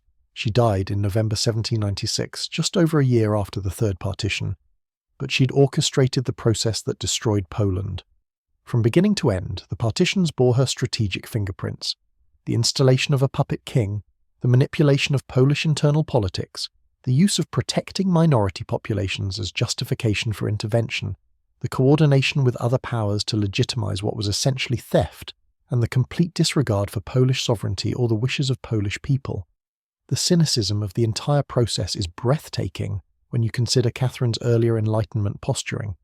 She'd written about human rights, natural law, and the social contract. She'd corresponded with philosophers about just governance and legitimate authority, and then she systematically dismembered a sovereign nation through manipulation and force, all while maintaining her reputation in Western Europe as an enlightened monarch. The philosophical Catherine who'd read Rousseau's writings about legitimate government somehow coexisted with the imperial Catherine who destroyed Poland's sovereignty without apparent moral qualms. The justifications Catherine and her diplomats offered for the partitions are interesting, as case studies in how powerful states rationalize predatory behavior. They claimed Poland was anarchic and ungovernable. True, but largely because of Russian interference. They said they were protecting minority populations, Russian-speaking Orthodox Christians in Eastern territories, from Polish Catholic oppression, which was sometimes true but conveniently ignored the fact that these populations weren't asked if they wanted Russian rule. They argued that the partitions prevented worse chaos, and that reducing Poland to non-existence was actually stabilizing for the region, which is technically true in the same way that killing someone cures their headache. The international reaction to the partitions was muted because most European powers were distracted by the French Revolution and its aftermath, and because none of them had the military force or political will to challenge Russia, Prussia and Austria simultaneously. France, which might have supported Poland, was consumed by revolution and then war. Britain was focused on colonial and commercial interests, and didn't see Polish independence as worth fighting for. The Ottoman Empire, which had sometimes supported Poland as a counterweight to Russia, was in decline and couldn't effectively intervene. The partitions also revealed something important about the nature of sovereignty in the 18th century. Modern concepts of national self-determination, the inviolability of borders, and the right of peoples to govern themselves, these weren't really established principles yet. Sovereignty was something you maintained through power, not something you inherently possessed through legal or moral right. If you were weak enough that your neighbours could carve you up without facing consequences, well, that's what happened to you. Poland was the most dramatic example, but it wasn't unique. Similar dynamics played out in less total ways throughout Europe. For Poles, the partitions were a national catastrophe that shaped Polish identity for the next century and beyond. Poland wouldn't regain independence until 1918, after World War I destroyed all three partitioning empires. The period from 1795 to 1918 became central to Polish national mythology, a time of suffering under occupation, of maintaining Polish culture and identity despite foreign rule, of continuous struggle for independence. The partitions made Poland the quintessential victim nation in European political imagination, which wasn't wrong, but also somewhat obscured the ways Polish nobility's own dysfunction had made the partitions possible. Catherine's role in destroying Poland is probably the clearest example of the gap between her Enlightenment image and her imperial reality. She maintained correspondence with European intellectuals throughout the partition period, still positioning herself as a progressive monarch, still collecting praise from philosophers who apparently either didn't know or didn't care what she was doing to Poland. Denis Diderot, one of the great Enlightenment thinkers, even visited Catherine in 1773-74, right after the First Partition, and they had lengthy philosophical discussions about governance and reform. Whether Diderot confronted Catherine about Poland, or whether they both politely avoided the subject isn't clear, but the contrast between their abstract discussions of justice and the concrete reality of Poland's dismemberment is striking. The partitions also showed Catherine's strategic thinking at its most ruthless and effective. She coordinated with Prussia despite having no love for Frederick the Great or his successors, and she worked with Austria despite competing with them for influence in Eastern Europe, because both partnerships served the goal of eliminating Polish independence. She manipulated Polish internal politics with skill, using a combination of bribery, military pressure, and exploitation of Polish political dysfunction to prevent any effective resistance. She justified everything in language that sounded reasonable to contemporary ears, while pursuing objectives that were purely about expanding Russian power. From a purely strategic perspective, divorced from any moral considerations, the partitions were brilliant. Catherine expanded Russian territory enormously, absorbed economically and agriculturally productive regions, pushed Russian borders westward in ways that increased security against European powers, and eliminated a historically problematic neighbour. She did all this while maintaining relatively good relations with other European powers, and without fighting a major war specifically for these territorial gains. As power politics, it was masterfully executed. The human costs of the partitions, the Poles who lost their country, who were forced to live under foreign rule, who saw their culture suppressed and their political aspirations crushed, apparently didn't factor heavily into Catherine's calculations. This wasn't because she was personally cruel or enjoyed suffering. It was because by this point in her reign, she'd fully embraced a worldview where power and state interests trumped individual welfare or abstract principles about sovereignty and self-determination. The partitions of Poland also set a precedent for how powerful states could cooperate to eliminate smaller ones. The idea that major powers could just sit down, decide a country shouldn't exist anymore, and divide it among themselves without even pretending to have a proper war or legitimate casus. Belli was fairly new. It would be repeated in various forms throughout the 19th and 20th centuries, powerful states finding it convenient to eliminate or partition weaker ones through coordinated action. The Munich Agreement of 1938, the Molotov-Ribbentrop Pact of 1939, these had echoes of the logic Catherine pioneered in Poland. Looking at the complete arc of Catherine's reign, the Polish partitions represent the endpoint of her evolution from idealistic reformer to pragmatic imperialist. The young woman who'd read Enlightenment philosophy and dreamed of transforming Russia according to rational principles had become an empress who destroyed a neighbouring nation through calculated diplomatic manipulation. The gap between those two Catherines, the philosophical reader and the imperial conqueror, shows how power and experience transformed her, or maybe revealed what had always been there underneath the intellectual interests. King Stanislaw Augustus, Catherine's ex-lover who'd been caught in the middle of this disaster, lived out his life in comfortable but meaningless exile after abdicating in 1795. He died in 1798, still apparently carrying some affection for Catherine despite everything she'd done to Poland. Their relationship, starting with genuine romance, transforming into political manipulation, ending with him as a figurehead king presiding over his nation's destruction at her hands, is almost Shakespearean in its tragedy. Catherine never publicly expressed regret about Poland. Why would she? From her perspective, she'd successfully expanded Russian territory, eliminated a source of regional instability, and strengthened Russia's position in Europe. That these achievements came at the cost of Polish sovereignty and self-determination wasn't something that troubled her, or if it did, she never let it affect her policies. She'd learned long ago that rulers who hesitated or second-guessed themselves out of moral concerns tended to lose power, and power was what mattered. The partitions of Poland stand as perhaps the clearest demonstration of Catherine's ultimate priorities and values. When forced to choose between Enlightenment principles about sovereignty and human rights and Russian imperial expansion and power, she chose power every single time. The philosophical Catherine existed mainly for European consumption, a useful image that helped her diplomatic reputation. The real Catherine was the one who looked at Poland and saw territory to be absorbed, obstacles to be removed, and strategic opportunities to be exploited. By 1795, as the final partition was being completed, Catherine was 66 years old and in declining health.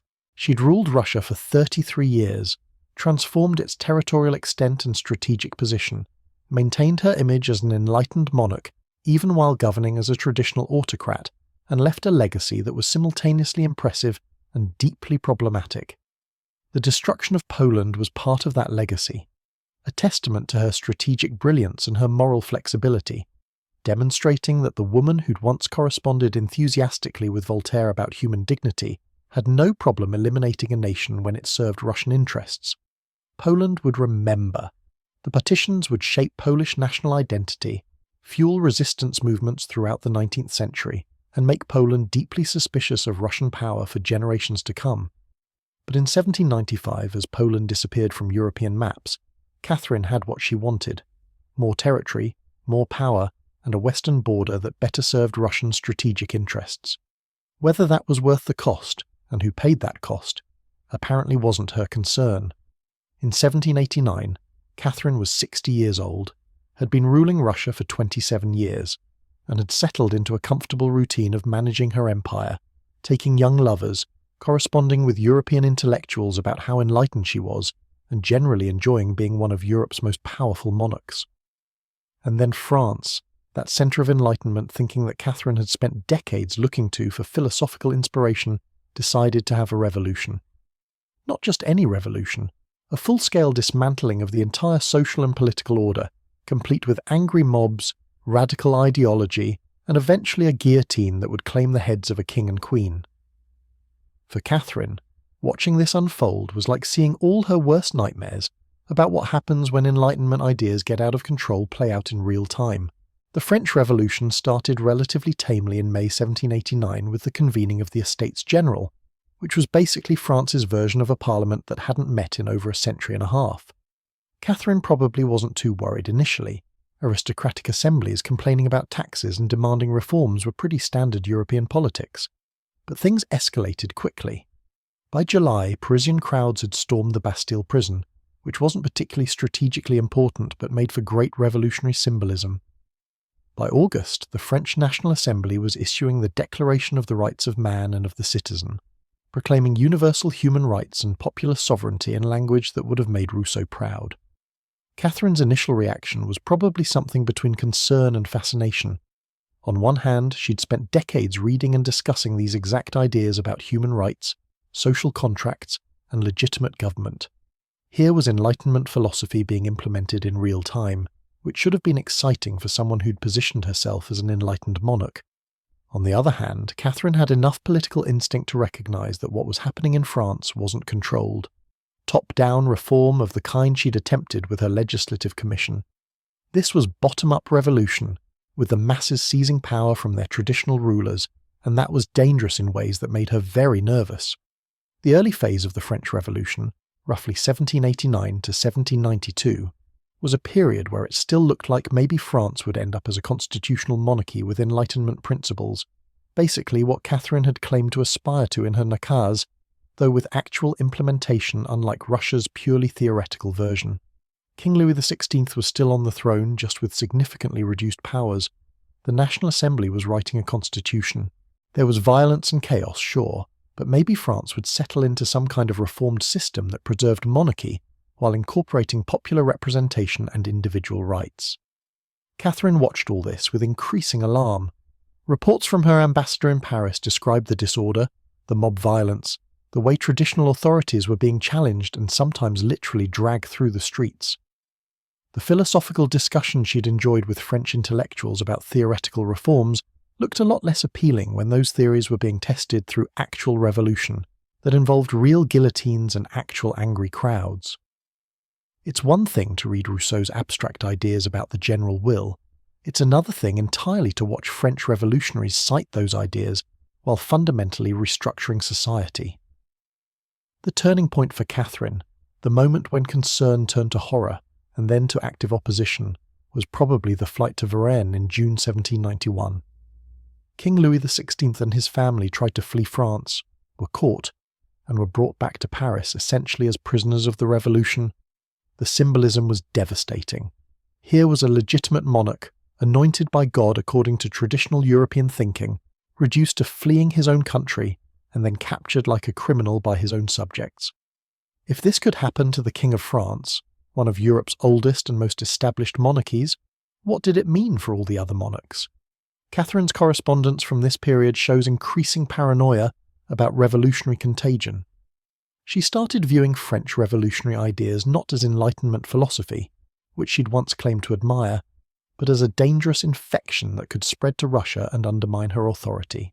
The same concepts she'd written about favourably in the Nakaz, equality, rights, limitations on arbitrary power, now looked like threats to the entire monarchical system when implemented by revolutionaries rather than enlightened rulers.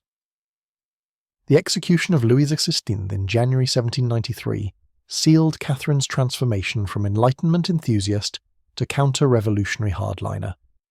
The French revolutionaries had taken their king, put him on trial before a revolutionary tribunal, not exactly an impartial court, found him guilty of treason against the nation he'd once ruled, and then publicly beheaded him. This wasn't secret assassination, or even a formal military coup. This was public, ideologically justified regicide carried out in the name of popular sovereignty and revolutionary justice. For Catherine, this was existential. She'd taken power through a coup, sure, but at least she'd maintained the fiction of legitimate authority and had her husband conveniently die in private rather than executing him publicly as an enemy of the people. The French were doing something more radical. They were saying that monarchs could be judged by their subjects, that sovereignty came from the people rather than from God or tradition, that a king who failed his people deserved not just removal, but punishment. This was revolutionary ideology taken to its logical conclusion, and Catherine recognised it as a direct threat to every monarch in Europe, including herself. The execution of Marie Antoinette in October 1793 added another layer of horror. Setting aside the fact that Marie Antoinette was actually a fairly sympathetic figure who'd been caught in circumstances beyond her control, the revolutionary propaganda painted her as the epitome of aristocratic excess. Her execution demonstrated that the revolutionaries were willing to kill women, mothers, people who weren't even the primary rulers. If they'd execute a queen, what would they do to other aristocrats? What would Russian revolutionaries do to Catherine if similar ideas took hold in Russia? Catherine's response to the French Revolution was to essentially reverse whatever remained of her Enlightenment openness and implement increasingly harsh controls on Russian society. She'd never been particularly tolerant of dissent. That ship had sailed after Pugachev, but now she became actively paranoid about any ideas that might inspire revolutionary thinking. French books and newspapers were banned from Russia. Russian students studying abroad were recalled. Any discussion of French political events was censored. People who expressed sympathy for revolutionary ideas, or even just academic interest in them, found themselves under surveillance or worse. The writer Alexander Radishchov learned this the hard way. In 1790 he published Journey from St. Petersburg to Moscow, which was a critique of Russian society, particularly serfdom, written in a style influenced by Enlightenment rationalism. Under Catherine's earlier, more tolerant approach, this might have been allowed as intellectual discourse. In the post-French Revolution atmosphere, Catherine saw it as dangerous revolutionary propaganda. Radishchov was arrested, tried, and sentenced to death, though Catherine commuted this to Siberian exile, which was generous by contemporary standards but still pretty harsh for writing a book. The irony here is rich enough to spread on toast. Catherine had spent decades cultivating her image as an enlightened monarch who valued free thought and rational discourse. She'd corresponded with Diderot about philosophy, collected praise from Voltaire for her progressive thinking, and written documents proclaiming the importance of just laws and human dignity. And now she was imprisoning writers for expressing ideas that weren't that different from what she'd once claimed to support. The gap between Catherine the Enlightenment patron and Catherine the censorious autocrat had never been more obvious. Catherine's correspondence with European intellectuals, which had been so important to her image, and probably genuinely important to her intellectually, essentially ended after 1789. Voltaire had conveniently died in 1778, so she didn't have to explain to him why she was now opposing the very ideas he'd advocated. Diderot had died in 1784, saving Catherine from having to justify her increasingly reactionary policies to one of the Enlightenment's most important figures. The philosophers who were still alive in the 1790s and who might have challenged Catherine's turn toward repression, well, she just stopped writing to them. This was partly because many European intellectuals were themselves divided about the French Revolution. Some embraced it as the Enlightenment's triumph, others were horrified by its violence and radicalism. But it was also because Catherine recognised that maintaining her enlightened image while implementing increasingly authoritarian policies was getting difficult. Better to just quietly end the correspondence than to have to defend actions that contradicted her earlier pronouncements. The French Revolutionary Wars, which began in 1792 when revolutionary France declared war on Austria and Prussia, created additional complications for Catherine. European monarchies were generally opposed to the revolution. Having one of their number lose his head tended to make them nervous, and there was some discussion of a coordinated military intervention to restore the French monarchy. Catherine publicly supported this idea and contributed financially to anti-revolutionary efforts, positioning Russia as a bulwark against revolutionary chaos. However, Catherine was also pragmatic enough to recognise that France's revolutionary turmoil created opportunities. While Austria and Prussia were busy fighting France on the Western Front, they were distracted from Eastern Europe, which made it easier for Catherine to pursue her interests in Poland. The final partition of Poland in 1795 happened partly because the other powers were too focused on revolutionary France to pay much attention to what was happening in Poland. Catherine was horrified by revolutionary ideology, but perfectly willing to exploit the chaos it created when it served Russian interests. The Reign of Terror in France from 1793 to 1794, where the revolutionary government executed thousands of people, including many of the revolution's own earlier leaders, confirmed all of Catherine's fears about what happens when you let radical ideas run unchecked. The Committee of Public Safety, the revolutionary tribunals, the mass executions. This wasn't enlightened reform. This was chaos and bloodshed justified by revolutionary ideology. Catherine could point to France and say, "See, this is what happens when you listen to philosophers instead of maintaining traditional authority." Of course, this interpretation conveniently ignored some important context.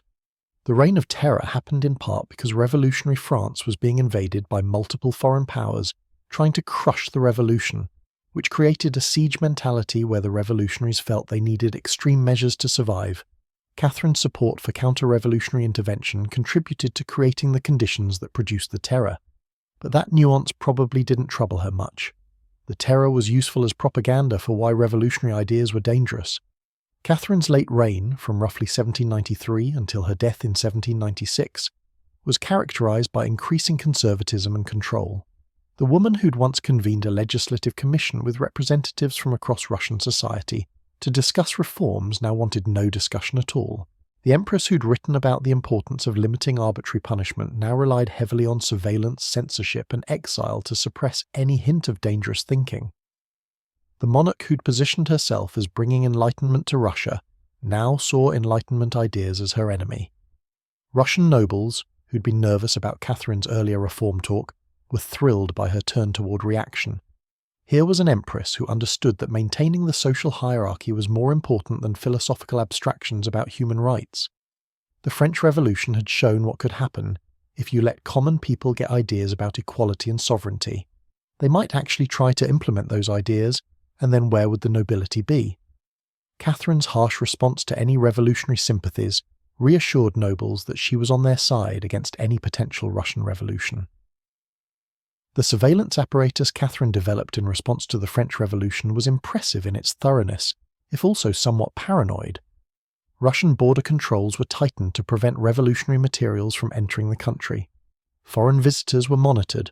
Universities were watched for signs of dangerous ideas. Even private correspondence could be intercepted if authorities suspected revolutionary sympathies.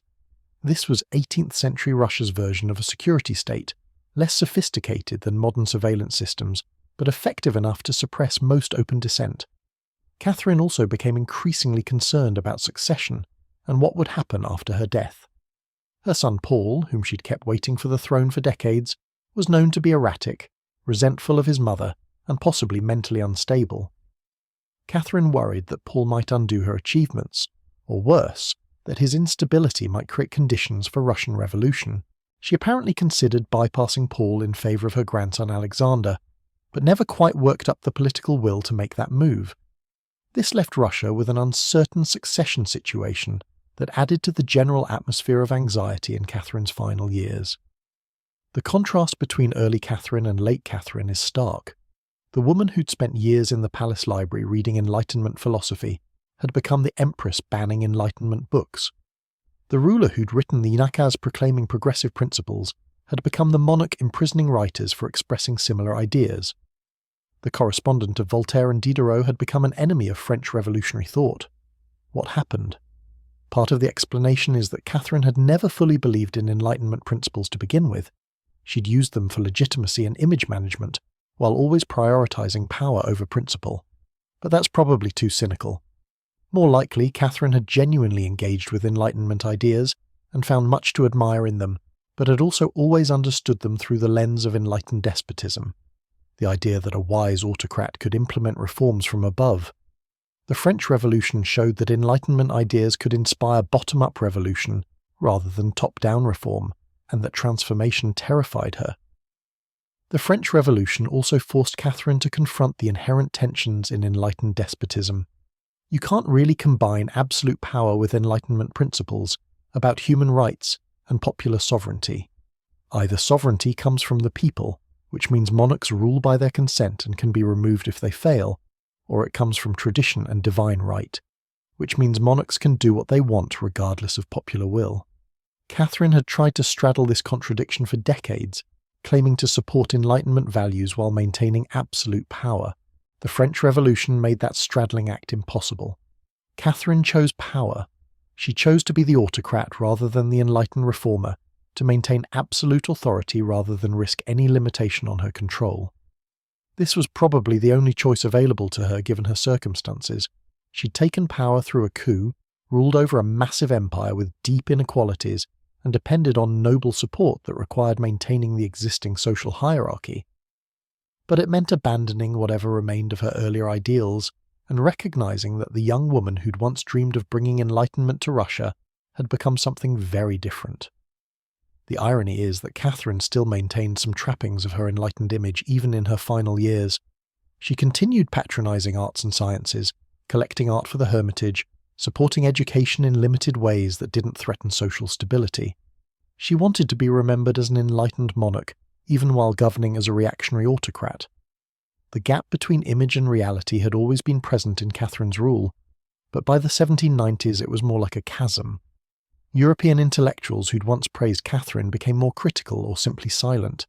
Edmund Burke, the British conservative thinker, wrote favourably about Catherine as a bulwark against revolutionary chaos, but progressive thinkers who'd once seen her as an ally became disillusioned.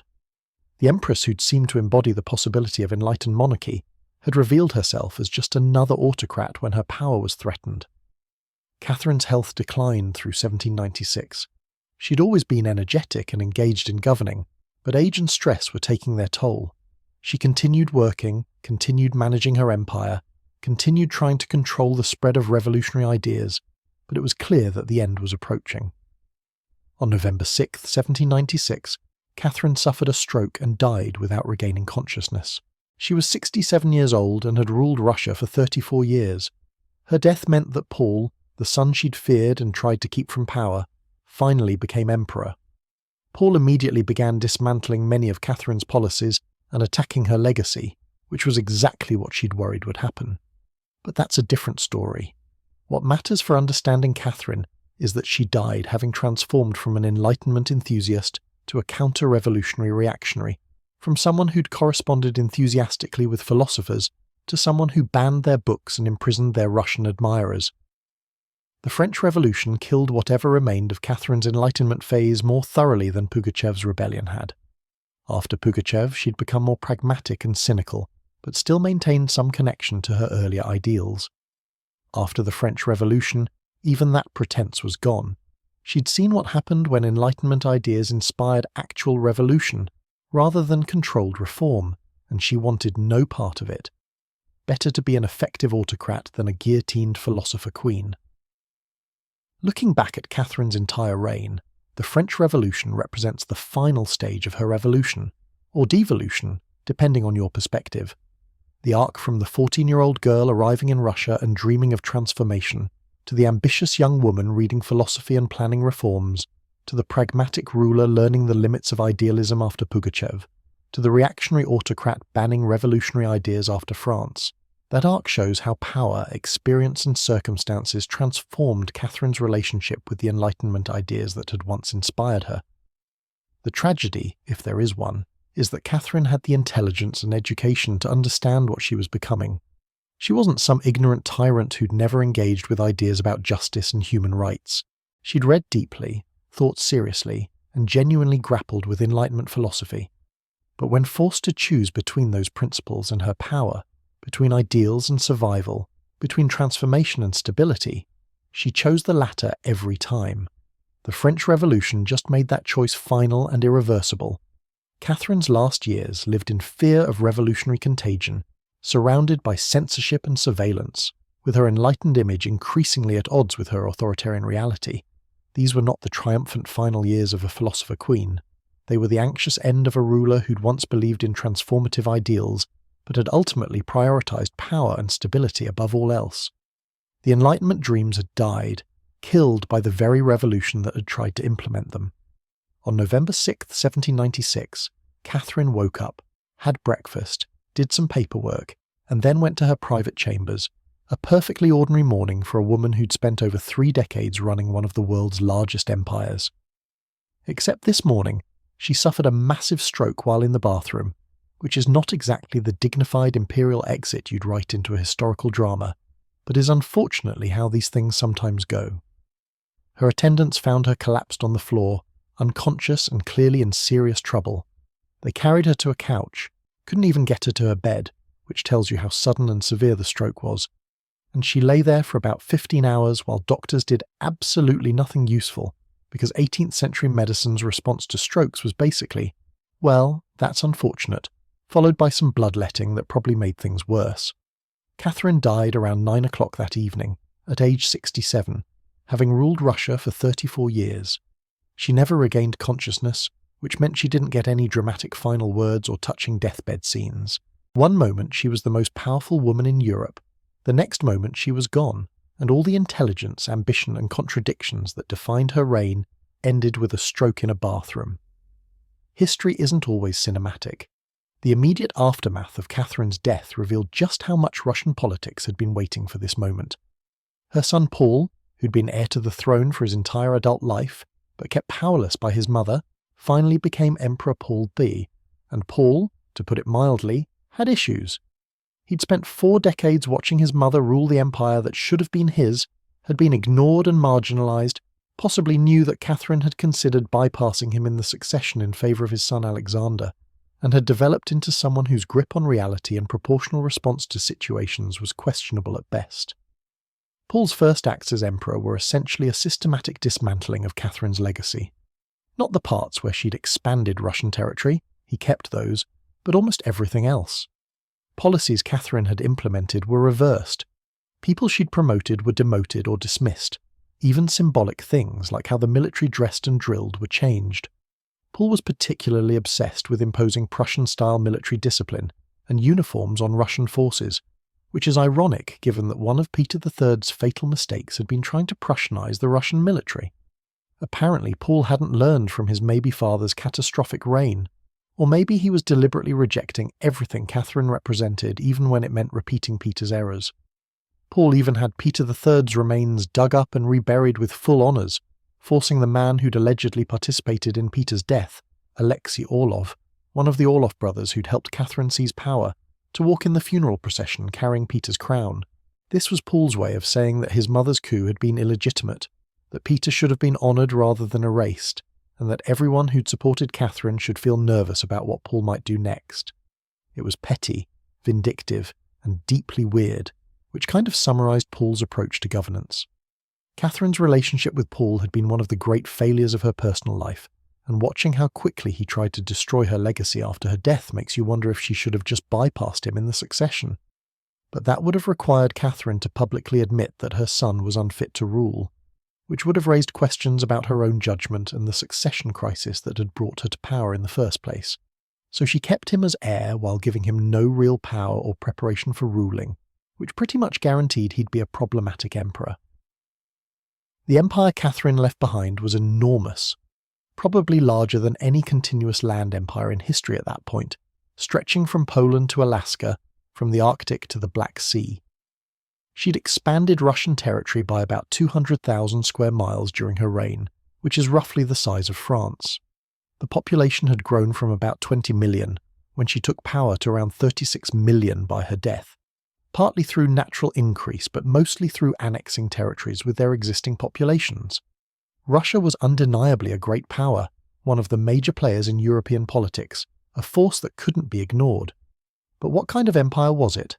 Catherine had inherited an autocratic state built on serfdom and expanded it into a larger autocratic state with more serfs.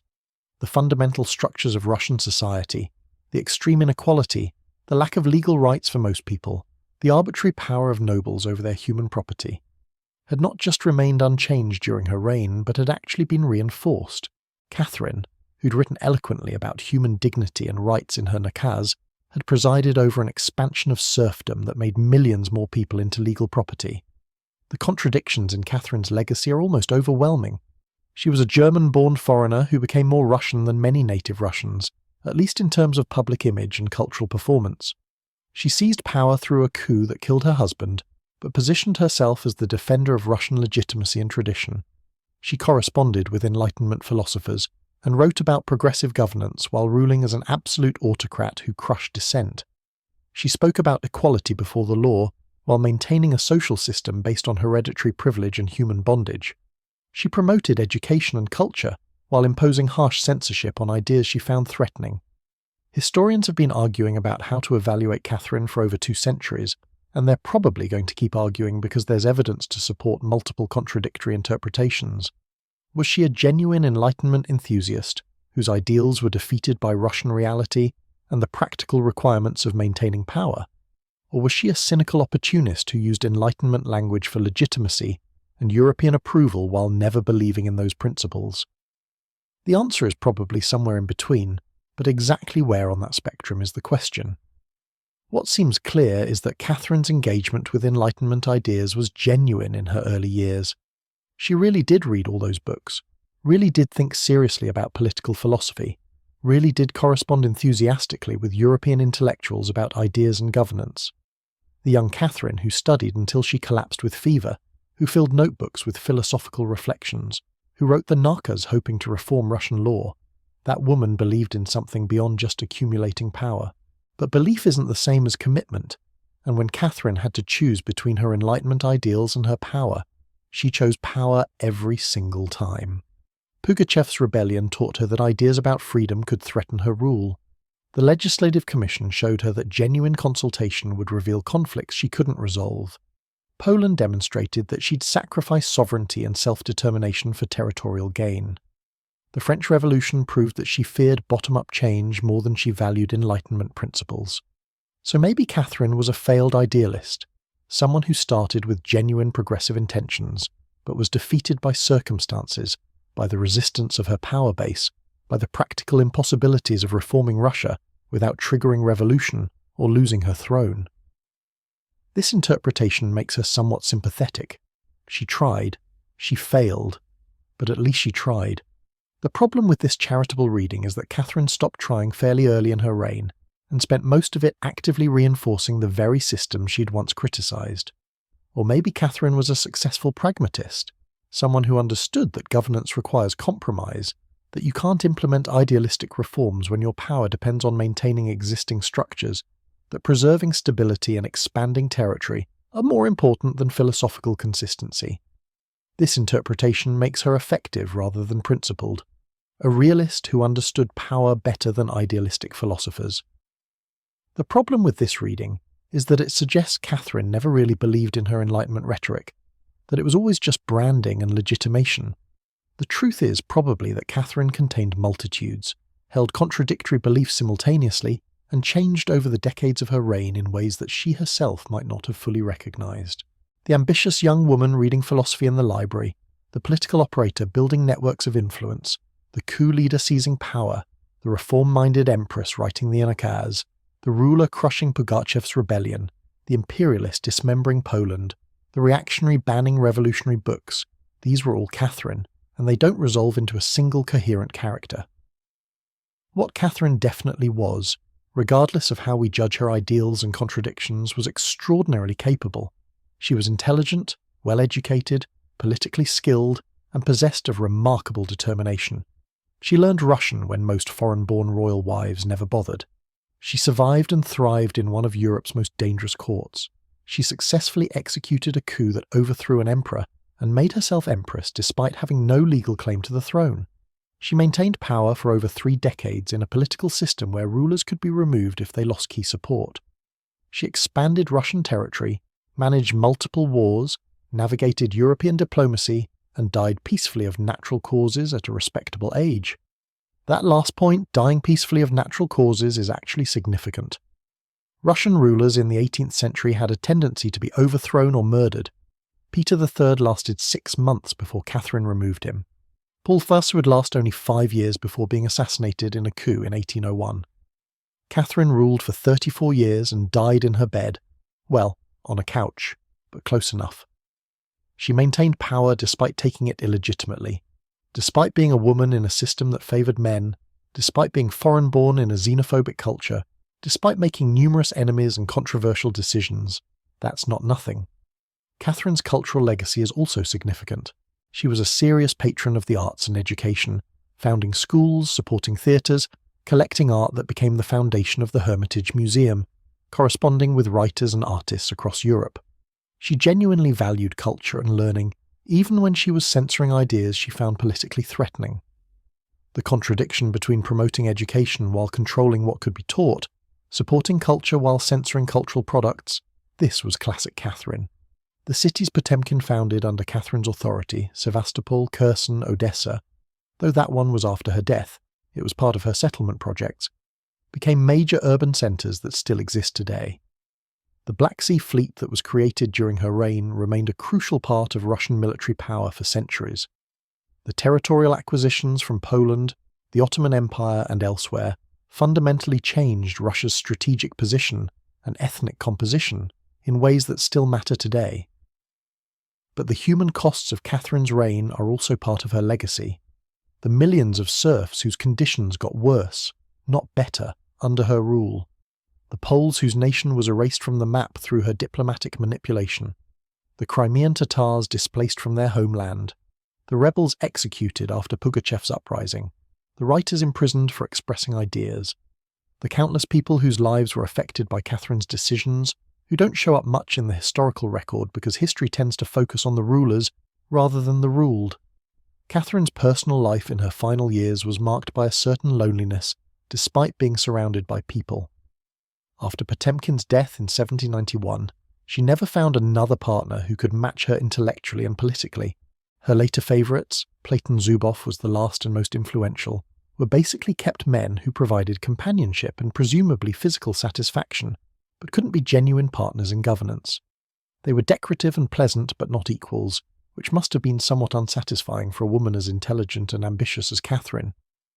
Her relationship with her grandchildren, particularly Alexander, provided some genuine affection in her later years.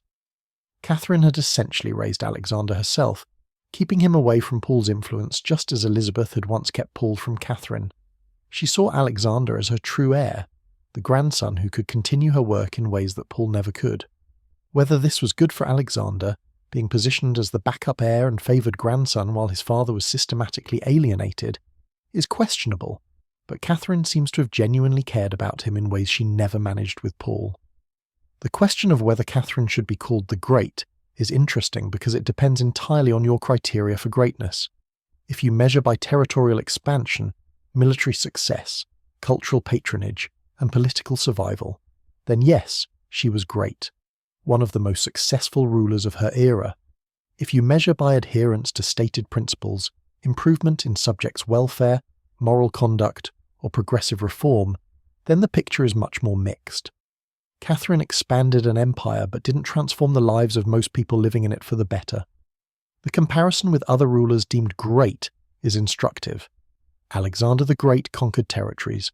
Peter the Great forcibly modernized Russia. Frederick the Great made Prussia a major power. The Great designation seems to be about achievement and impact, not about moral goodness or even whether people actually benefited from your rule. By that standard, Catherine earned the title. She changed Russia's position in Europe, expanded its territory massively and left it as a great power. Whether that was good for Russians themselves is a different question. Catherine's intelligence and education make her failures and contradictions particularly striking. She wasn't an ignorant tyrant who'd never considered alternatives to autocracy and serfdom. She'd read the arguments, understood the principles, corresponded with the philosophers who articulated visions of more just societies. She knew what she was choosing when she chose power over principle, expansion over reform, stability over transformation. That knowledge makes her choices more significant. These weren't the actions of someone who didn't know better. These were the conscious decisions of someone who knew exactly what she was doing and did it anyway. The philosophical question at the heart of Catherine's legacy is about power and how it changes people. Did power corrupt Catherine, transforming an idealistic young woman into a cynical autocrat? Or did Catherine always prioritize power, with her Enlightenment phase being a temporary enthusiasm that reality educated her out of? Or is the very question wrong, assuming that people have some true essential character that either does or doesn't change, when actually humans are complicated and contain contradictions that manifest differently in different circumstances? Catherine's life suggests that power doesn't necessarily corrupt in the sense of making people worse versions of themselves. It reveals priorities and forces choices. Catherine valued both Enlightenment ideals and political power, but when those came into conflict, she consistently chose power. Maybe that's corruption, or maybe that's just human nature under the pressures of governance. Most people aren't tested the way rulers are tested. Most of us never have to choose between our principles and our survival in such stark terms. The German princess who arrived in Russia as a teenager, who'd been chosen more or less at random as a convenient bride for an inconvenient heir, who'd had no obvious destiny beyond being a royal wife. That girl became one of the most powerful people in 18th century Europe through intelligence, determination, political skill, and ruthlessness. Whatever else you say about Catherine, she made herself matter in ways that seemed impossible when she first arrived. That's an achievement, even if the moral valence of that achievement is complicated. Catherine's death marked the end of an era for Russia. Paul's brief, chaotic reign was followed by Alexander III's more stable, but still complex rule, and Russian history moved forward into the 19th century with new challenges and contradictions. But Catherine's legacy remained, in the territory she'd acquired, in the cultural institutions she'd founded, in the contradictions between enlightened rhetoric and autocratic reality that would continue to define Russian governance, and in the memory of a foreign-born woman who'd made herself the embodiment of Russian imperial power.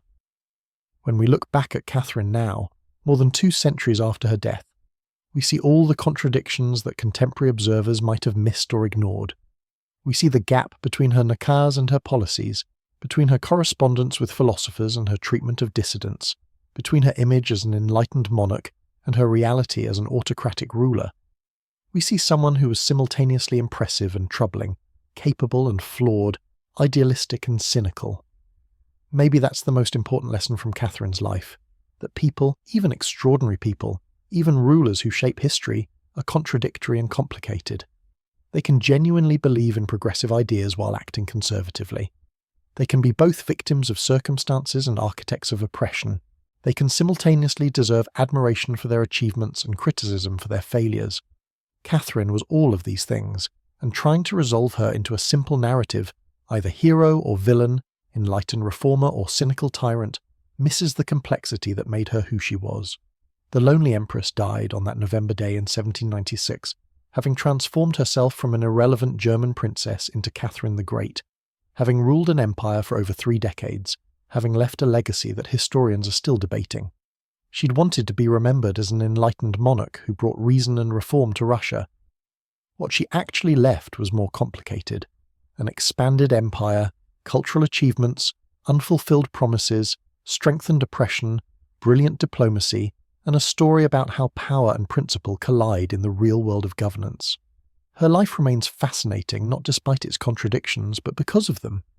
Catherine's story is ultimately about transformation, how a person changes over decades, how power shapes priorities, how circumstances force choices, how ideals confront reality. She started as an outsider and made herself Russian. She began with principles and learned pragmatism. She dreamed of transformation and settled for expansion. She wanted to be enlightened and became imperial instead. And through it all, she was undeniably herself: intelligent, ambitious, complex, contradictory, capable, flawed, remarkable. Catherine the Great, a German princess who became a Russian empress, who read philosophy and crushed rebellions, who corresponded with Voltaire and expanded serfdom, who wanted to reform Russia and ended up reinforcing its autocracy. One of the most fascinating, complicated, contradictory rulers in history, and maybe that's exactly why she deserves to be remembered and studied, even when we can't quite agree on what to make of her. So there you have it. The story of how a minor German princess who nobody expected to amount to much became one of history's most powerful rulers, lived through decades of political drama and personal transformation, and left a legacy so complicated that we're still arguing about it centuries later. From that awkward 14-year-old girl who couldn't speak Russian to the Empress, who ruled the largest empire in Europe, Catherine's journey was extraordinary. Whether it was admirable or troubling, progressive or reactionary, enlightened or cynical, well, that's for you to decide. Sleep well, everyone. May your dreams be free of the burden of choosing between power and principle. May your ambitions be less complicated than running an 18th century empire, and may you wake up tomorrow without having to worry about coups, pretender rebellions, or disappointing the philosophers whose books you've been reading. Good night.